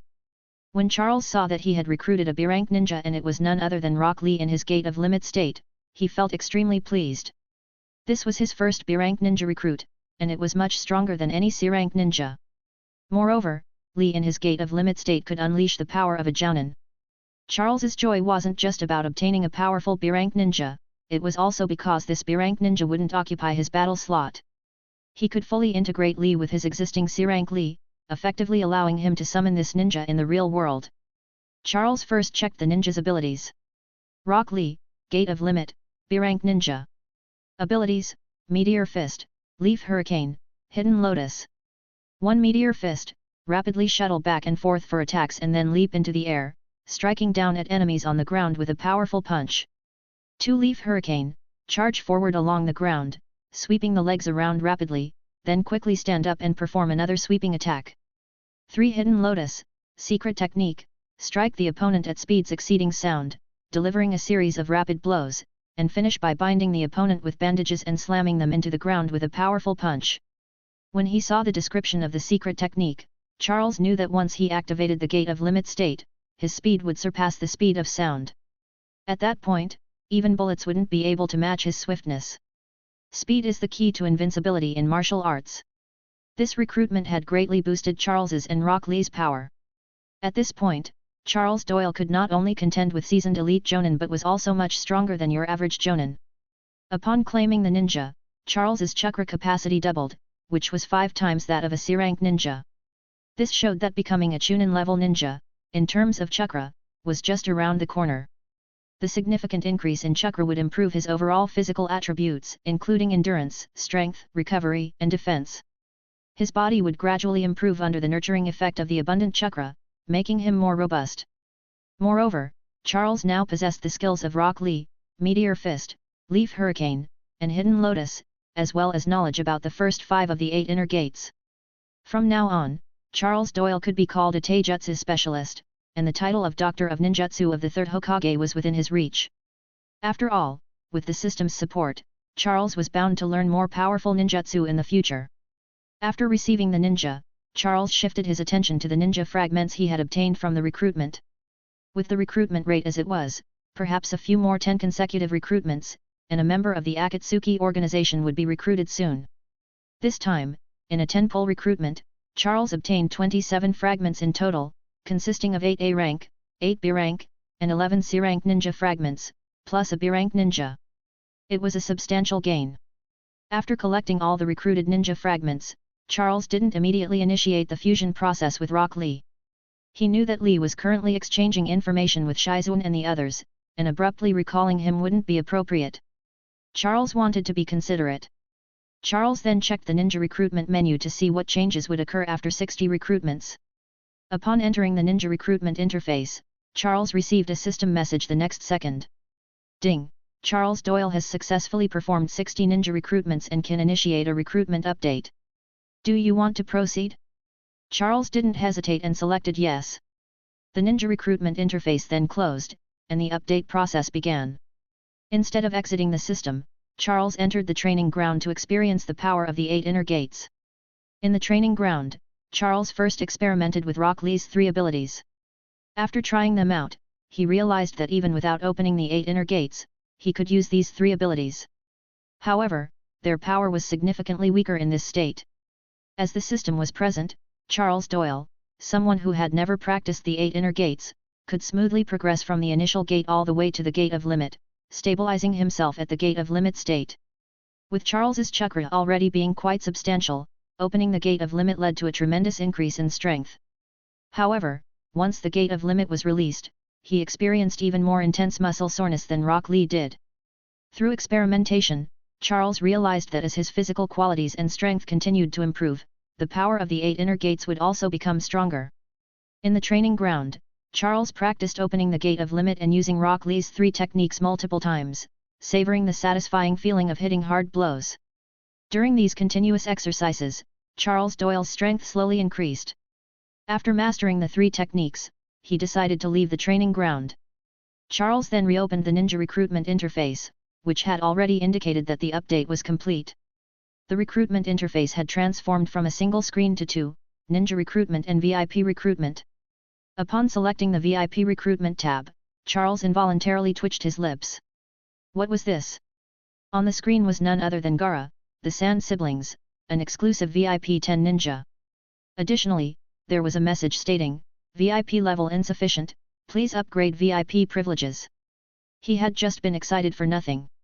This game's nature remained unchanged. Charles was only VIP 3 now, and he didn't even know when he would reach VIP 4, let alone VIP 10. He switched to the ninja recruitment page and realized that it had undergone a transformation. The background, which was originally the Uzumaki clan's symbol, had been replaced by an image of a ninja, one that Charles Doyle greatly admired, Tsunade, one of the legendary Sunin. In the background, Tsunade was wearing battle armor, and her title as one of the legendary Sunin was clearly displayed. It was an image from the Second Great Ninja War, the battle against Hanzo the Salamander, when she had earned the title of legendary Sunin. Charles did some calculations. Tsunade was born in Konoha 12 year, and she received the title of legendary Sunin at Konoha 36 year. At this moment, Tsunade was around 24 years old. Quite an age difference, to say the least, making her a cougar. In Charles Doyle's memory, Tsunade had only proposed the idea of assigning a medical ninja to each ninja team after becoming one of the legendary Sunin, assuming this timeline. With these thoughts in mind, Charles carefully examined the recruitment interface. The single draw didn't change, and there was no sign of a free recruitment or countdown timer. Under the 10 consecutive draw option, there was a new feature, change rewards. 1 recruit 10 times, guaranteed to receive a ninja.